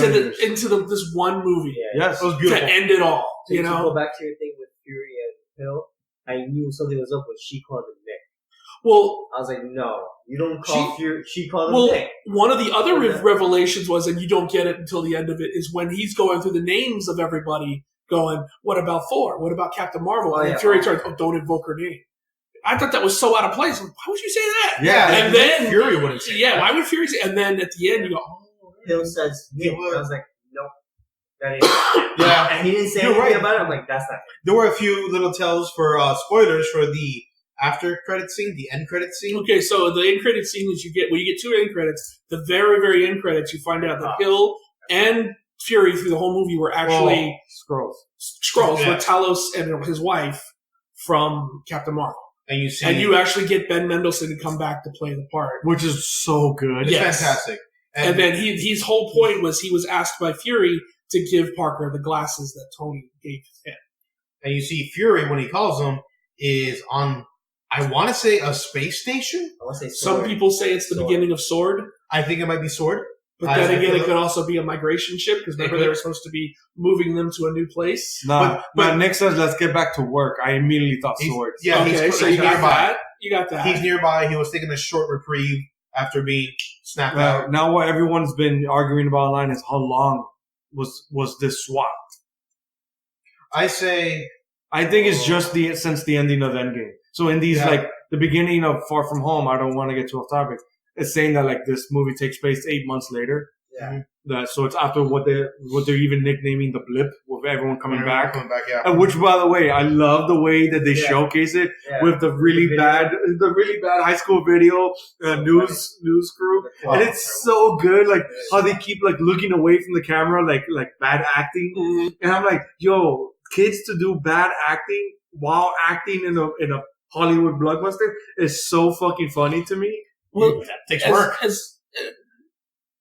As much as I like this person, was anybody else kind of felt that J.B. Smoove was kind of pointless in this film? Felicity? J.B. Smoove, the other teacher. Oh, what they call him? Oh my god! No, both teachers were the name of the fantastic teacher. and necessary. They played off each other like the Odd Couple. Yeah. I agree with that. I agree with that. Need him. But it was like he only had one teacher in the beginning. Yeah, we needed that one teacher. And then the second. And here's the thing: the one teacher kind of carried the weight as far as comedy did. Yeah. Because the other one just kind of reacted to everything. I just want to let you know. What I mean? Like, get the fuck out of here, man! Nobody cares. He was just playing the Odd Man crew. I mean, I love J.B. Smoove. Don't get me wrong. And put him in almost any movie, and I'm happy. But this one, I just felt kind of like he was shoehorned in. Like, we need a comedic relief. What are we gonna do? Hey, get J.B. Smoove, put him in there. Which is weird because we need a comedic relief in a almost rom-com superhero comedy to act against a comedic moment with this teacher. In the scene, it was weird, but I think he was like the quit man. I think he was the quit man too. Every time, exactly to Justin's point, that every time that the beauty teacher, goddamn, why am I forgetting his name? Every time he would say something like hilariously saddening or like pathetic. Yeah. He was the counter quip. Mm-hmm. In the scene where Parker gets the black suit from the blonde woman, did you guys think that might have been at the time? I was thinking, are we introducing Yelena here? Like another, cool. Because that's kind of what I was thinking. Because they're in Prague. Yeah. So I was thinking, maybe. Because I think, what's her name from Fighting My Family? I think Florence Pugh. Yeah, I think she's supposed to be a younger version. So it could be this is a makes sense. The driver being Chameleon. Yeah, I heard that too. Yeah, because his name was Dimitri. Dimitri, that's Chameleon. Martin Starr. Yeah, that's the other teacher, Martin Starr. Double R's. Like he's that straight man comedy. Which is why, for straight man comedy to work, you need the quip man. And exactly. They need to play off each other. And actually, he's played another character too. They said that they were the same character. His friend again was funny. That was good. That's what I'm saying. Like, this movie did a lot. Ned got a love interest this movie. And a breakup. Yeah, which is weird because like he wasn't the man in the chair this time. But again, he had Edith. He didn't really need. Yeah, no. Yeah, he had Edith. But he didn't really. Edith didn't really play much either. It was just a MacGuffin of the movie. Yeah. It moved the plot. I love the glasses. I already ordered a pair. You would. I mean, hey, I feel like you're gonna look more like Tom Holland than Jake Gyllenhaal. Oh my god. Hey, with either one, I'm okay with that. Jesus. Wow. What's wrong with looking like two Hollywood movie stars? The fact that you're neither one of those people. I'm okay with this still. Oh, Martin Starr was the computer nerd in Incredible Hulk, and then now he's the teacher in Spider-Man. And apparently Kevin Feige came out and said they're actually the same person. So he went from computer programmer, his life sucked, that's why he's so depressing. And then he became a teacher, yeah. That makes perfect sense. Actually, I've had some professors like that, and they are that depressing. Yeah. Wow. So then, go ahead, Justin. I was going to get to the elemental stuff. Okay, well, all I was going to say was, like, I really dug the use of the special effects and everything when you finally get the drones coming in and they're so cloaked and everything. And the fact that he's got that bubble on his head even still. To monitor. I did think, like, why does he need the glasses? He already had the drones. He already had the technology. But why did he want... It added damage. Because he could control satellites and stuff and cause more damage. By the way, where's more drones. Where's the call for this guy? Superman... Remember Superman's collateral damage? This guy... Mysterio killed a lot of people. Yeah, but I mean... he destroyed a lot of cities. Control? No. Damage control. Damage control. Yeah, Mysterio damage. Oh, yeah, there was no damage control. He was destroying everything. And he kept upping the damage, too. I like that was his end goal. His end goal was, we needed an Avengers level event. Yeah. Because the elementals were just, to Joe's point, those were those drones. They're smaller. They can only do that kind of level of damage. Gotcha. With Edith, again, controlling fucking satellites and shit. With hundreds of drones. With way more drones. He could do way more damage. I really love the last scene, too, between him and Beck, where Beck's on the ground, and then all of a sudden you just see him grab it, the gun goes off. Oh, shit! Did he grab or did he punch? I thought he grabbed the hand and moved the gun out from killing him. Yeah. They really didn't give us spider sense or Peter King. Well, they didn't give you a visual representation of it. He just had it. Which is kind of weird because in Infinity War he just got the goosebumps. Yeah, it was supposed to be the goosebumps and like the reason why he knew he was gonna dust was because of that. I think that too. I think in my opinion, I think to have a visual representation of the spider sense in this movie would slow the movie down. Yeah, we don't need it all the time. We know he has it. Right. Give me a noise or something, anything to cue. It's just over the years of watching shows where people have a sense and they give it a noise, and they give it a visual cue or something like that. After a while, you just go, okay, I get it. I like that it's just like a look that Tom Holland gives. And then on top of that, it's like it wasn't working in the beginning half. In the first 2 acts, his spider sense was way not working. Yeah. I like how they played to that. He's also in turmoil too because he's kind of conflicted. He has anxiety and everything. Well, yeah, with the whole, I got to do this stuff for Fury. I don't want to do this for Fury. I want to confess my love to MJ, but I don't know how to do it. So he's very conflicted through the whole first. Which in these 8 months we completely skip when he realizes he likes her. Because from Homecoming he has no interest in her. to this, like he's like infatuated with her and wants you to tell really, his you really don't get After why. you die, you kind of leave into your feelings. Right, and again, perspective in 8 months, Yeah. right, and then in 8 months. But again, it puts that to perspective, which was my complaint in previous episodes. How the fuck in the whole high school, his friends in that little clique were the ones that were dusted and brought back together. Well, there are some people from Homecoming that aren't, that grew up, and they mention it, and then you have that dude who was younger than them, Brad, who grew up to be a part of their class. which begs the question: how the fuck did they know him if he was younger than them, and why is he still in high school if he's 5 years later? Friend school. I mean, maybe he was a younger brother of someone. Okay, younger brother. Remember, it's there's half the excuses. universe, not half the school. Yeah, so they're it's going I mean, by- there's I'm whole saying, families. how would 5 years later, how would they still know someone if high school's only 4 years? Because you were saying how did the only ones that got leaked. Oh, yeah. was Crew. Well, I'm saying like such a coincidence that I mean, 'cause Peter, Aunt May, the girl that he likes, and his best friend were snapped and blipped back. Amen. There were whole families that were snapped, and there were whole families that weren't snapped. I love that. Well, how could all of Hawkeye's but him? You know, Yeah. everybody else in the No, family you're right. but him. It's just plot. It's for like plot's whatever sake. worked for. I mean, yeah. it's just even then with the law. Because Just go with it. I love Aunt May's blip, like coming back story where she just blips back into her apartment and families living there. Yeah. And it's like you could tell from the way she was making it seem like a scene. To me, I don't know. I guess super awkward. not only awkward, I took it as like it was a Hispanic family. Because like I imagine like a crazy Hispanic mother losing her mind, thinking that the man is with a mistress, and then the abuela, the grandmother, losing her mind, thinking that Aunt May is a ghost. Yeah, and they're in Queens, if I'm not mistaken, right? Right, so it would be Queens would be Hispanic. It would be very it would be ethnically diversified there. Puerto Ricans are Hispanic. I'm just saying. Yeah. Puerto Ricans. The And then legal Cubans. The marching band blipping back in the center of like a basketball game. Yeah, that was great. That was a great So visual good. representation of how people came back. Dude, it was so good, bro. But like the first snap of in the basketball game, that was fucking horrifying. Yeah, it was scary. When you're seeing that, I was like, "Yo, is this the start of a horror movie? What the fuck?" I mean, you had that. You had people being snapped out of airplanes and helicopters and stuff, destruction. Dude, what happens to those people?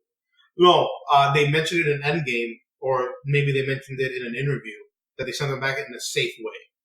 That Hulk made sure to, do that properly. More plot, Yeah, just more convenience. Just don't think too hard. Exactly.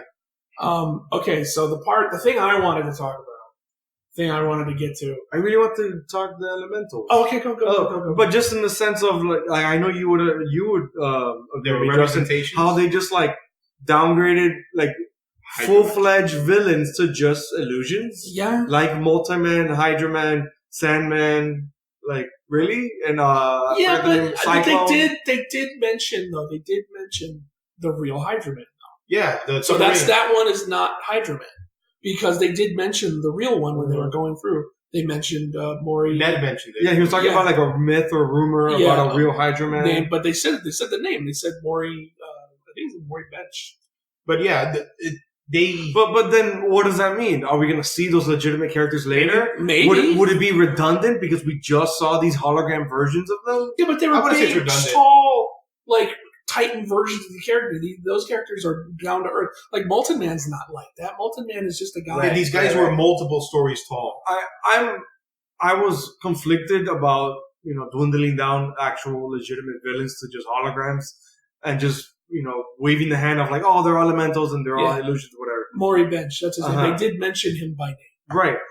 I'm okay with this representation and moving on and never referring to these characters because I think as general audiences, it will be redundant to revisit those kind of characters. What if Quentin Beck and his infinite wisdom to make these holograms as believable as possible, he used actual backstories or actual power sets that have been shown in this world. Right, but I'm saying in the future, I don't need to show those real people again. Those aren't A-list villains on top of that. Right, Well, that's what I'm saying. I'm okay with it. With the exception of Sandman, everybody else is a B or C list villain. Yeah, Hydra Man, B at most. And Cyclone is C. Multiman C. Right, yeah. Spider-Man of all the Marvel Universe has the best rogue gallery. We could get to the other ones. Craven. Okay. Which is why everyone is craving about for Spider-Man. You guys have really got to put this pun shit before the show because it's getting old. But I mean, hey, maybe the audience likes it. Audience, Well, puns or no puns. Well, nobody's saying anything. If you like it, tell us. If you don't, please tell us if you don't like it. I always have all my friends say punt for the win. Yeah, So, I hope someone comments. I really like the Rogue Out. Oh, right? that will give Justin an aneurysm. No. It just solidifies something that's like, oh, God. Right, he's gonna You find gotta it get out. used to it after a while, after saying it after, I mean, 17 episodes? Yeah, we're 17 in right now. This is Rogue 17. So, what I wanted to talk about was the mid-credit scene. Okay, Oh. so at the beginning, Popped so hard. yes. So you got the beginning of the end of the Right, movie exactly. where Spider-Man goes on a date with MJ and he takes her web swing, Yes, which was great. and then it ends there.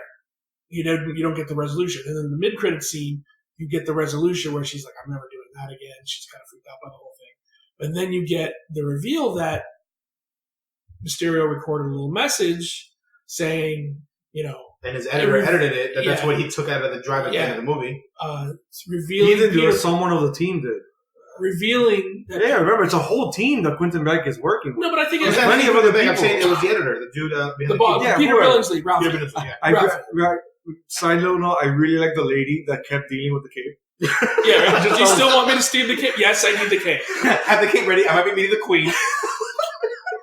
It was So sorry. I thought it was too you funny. get the reveal that they reveal that Spider-Man is Peter Parker to the world, which you get the oh shit moment cut off, just like in the first movie where you Right. get the oh fuck moment that's cut off.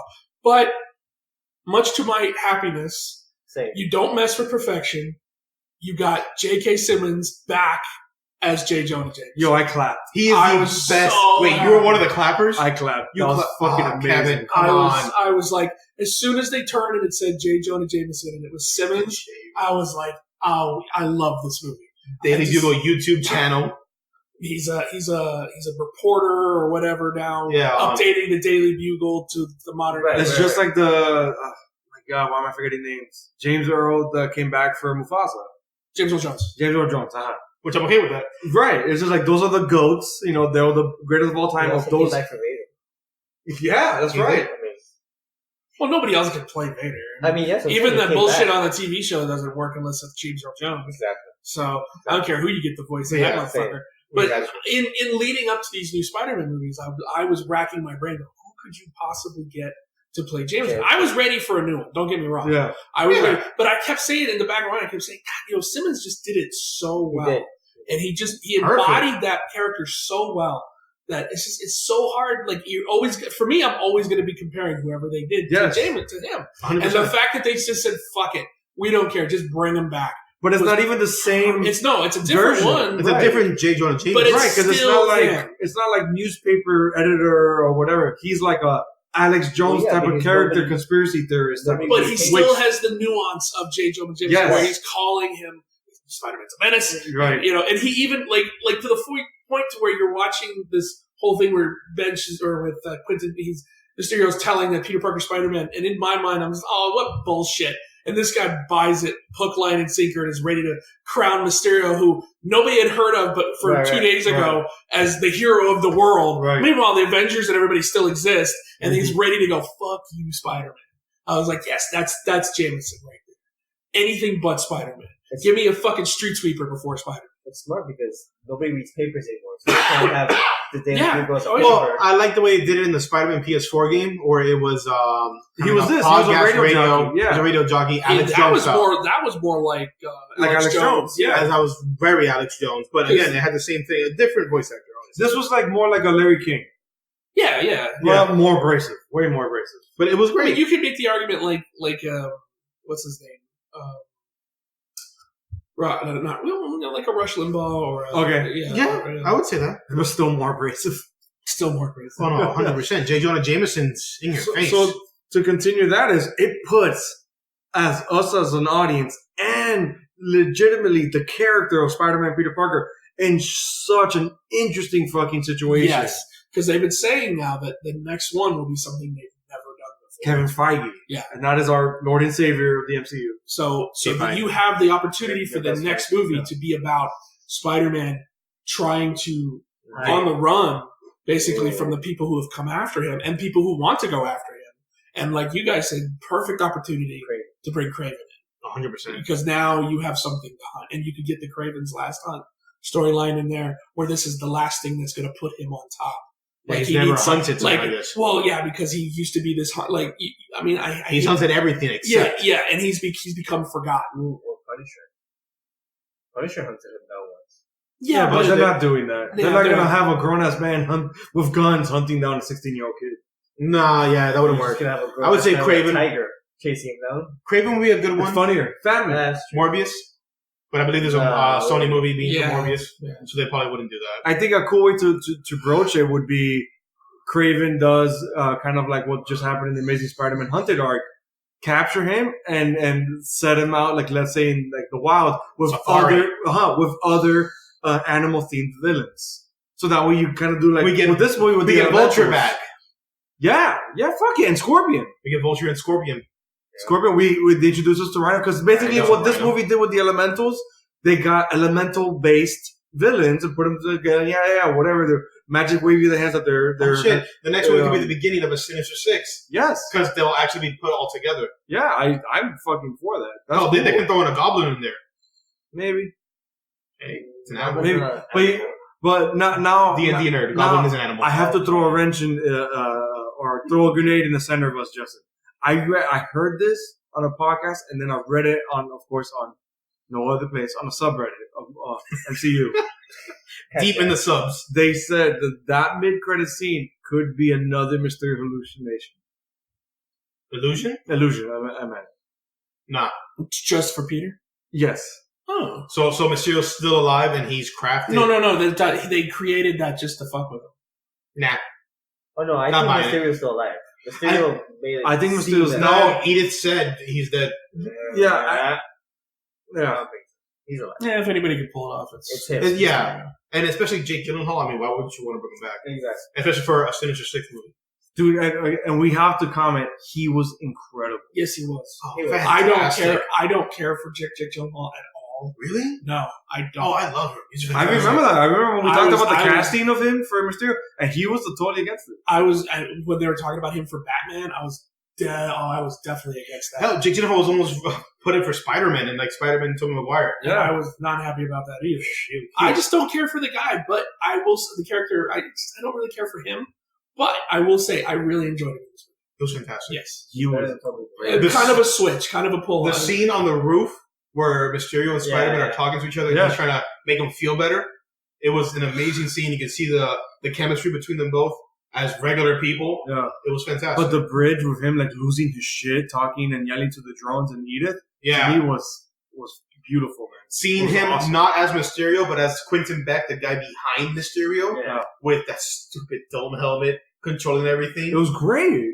Seeing an actor just like out of his element, it was great. It was just like Christian Bale being angry at a dude. That demonstration when they're doing the rehearsal and he loses his shit with the illusion is out of sync. Yeah, he's waving his arm. He's like, "Why the hell is this not being?" Oh man! But then he puts the laser sight on everybody, and I just thought that was, I don't know, it just seemed out of place. Like you got all these people. No. He said that Tony Stark fired him because he dubbed him unstable. Okay. Yeah. I missed that. He's unstable. But the whole thing for me though was like you got all these people working for you, right? They have to work as a team. Any one person leaves and it really kind of breaks down the whole system. And he's threatening them all. It's like, dude, you really? But then the whole unstable thing. Exactly. You're thinking logical, where he's a megalomaniac. I took that entire team has just been like completely discredited after being fired by Tony. Yeah, that's true. That's the best way I could say. Well, I mean, if you're fired by Tony Stark from Stark Industries, I'm pretty sure that your name's kind of like, I don't know if I want to touch this person. Right, exactly. Blacklisted. Right. And I like, it's a theme with these, we were talking before we were recording about like father, daddy issues and whatnot. It's of course continuing that theme, especially with his, Peter's relationship with Tony Stark in Homecoming. It continues that now, and then it adds, the whole thing of like the sins of the father, because that entire group were essentially created villainous caused by Tony Stark. Yep. And the one dealing with those ramifications is Peter Parker. The surrogate son. And it's beautiful. It's poetic. 100%. I thought, that's why I was I loved it. And it's again, Tony creating his own problems. Right. Tony creates all the problems. Right. And just like how Edith stands for even in death, I'm the hero. It's like even in death, you still create our fucking problems. Hey, he could have solved the problem with Thanos, though. If you just would have listened to him, put a suit of armor around the Earth, fine. I wouldn't stop that. No, of course not, but still. But, God, I had a point. Oh, I miss Karen, though. The suit. Oh yeah, The other suit. but he still has that suit. He just for some reason didn't use it because he left in New York. Yeah, he didn't want to take either suit. He gave him the regular homecoming suit. Yeah, which is the one with right. Karen It got destroyed. It got destroyed. No. Yeah, that's who got destroyed. That's why he made a new one. Oh yeah, it gets destroyed when he fights Mysterio when he lands there. Yeah, which we have to talk about. Oh my god, that fight scene, that illusion fight scene. Everyone complains to me that it went on for too long. And I was like, what the fuck do you mean? And that's why I tell people, like, have you ever gotten high? It feels like it's forever. It's an acid trip. Yeah, so I want to clock that scene, like that sequence, and I swear I bet it's only 5 minutes. It's longer. It just feels long because it's literally Peter's hell. Yeah, and I love when he's falling. Well, it's a great representation too. 100%. But I love all the Easter eggs. There's Easter eggs all over it. Yeah, the school hallway, the fucking dead Iron Man suit. Oh my god, falling through the webs and everything. The mirrors of seeing different versions, not different versions, but reflections. The reflections of himself. Oh my god, it was so the good. suit that gets put on him while he's in this illusion. Yeah, it's the hoodie one. Yeah, it's like you're nothing with the goggles. It was a great sequence. I would want to just watch it just to see that sequence again. And then Mysterio being giant and grabbing him and throwing him. That's so like old school Mysterio from the comics. Yes, or the animated series even. Yeah, pulled straight. You felt like a game, like Mysterio. Oh yeah, all the games too. Yeah, you're absolutely right. And the smoke and mirrors. Yeah, the green. Yeah, it was totally pulled from. I thought that was silly because of the illusions. The illusions are tech based. Is like, why is there still green gas? I thought that was just hysterical. That's just his thing. The green gas was an illusion too. Just showcasing. I like that. That's his. He was a showman. Yeah, like that's his thing that he just wanted people to believe. And I like at the end he's like, because people are just willing to believe anything. Yeah, dude, 100%. It was absolutely fantastic. Mysterio was perfectly portrayed for a new kind of, interpretation of him. Saying that. And I want to get specifically Justin's thing because we theorized it for forever. How do we feel now that the whole multiverse is debunked? I knew you were going to bring that up. Because that backstory was fabricated. But the whole universe numbers were right. Yeah, it was fun, but it was wrong. No, 616 is the real universe. That's Comic Prime universe. Yeah. They've already said that the 1,000 or 1 million is 19999. I know, but they're not trying to. No, Ultimate's not 199. Ultimate's different. Ultimate's different. And then the 813 is where the UK Spider-Man is. Yeah. But it's just Easter egg. Yeah. Kevin Feige's already said that the multiverse is real. Does exist? Yes. Well, yeah, because we got in Doctor Strange. The multiverse does exist. It's just he's not from the multiverse. He just probably found out from whatever Stark bullshit he pulled, and he just pulled it out of his ass. It still would have been cool and to get. Talos fucking ate it. It just still would have been cool to have gotten parallel universe travelers. I think we're gonna get there. Maybe Doctor Strange too. Possibly. Maybe. I mean, he would be a good one to use it in. To me, that would be cool. Fantastic Four movie. Yes, please. I want Fantastic Four being interdimensional explorers. That's a little heavy. I know that's too far gone. Don't give me and Justin half chubs. Don't give me hope.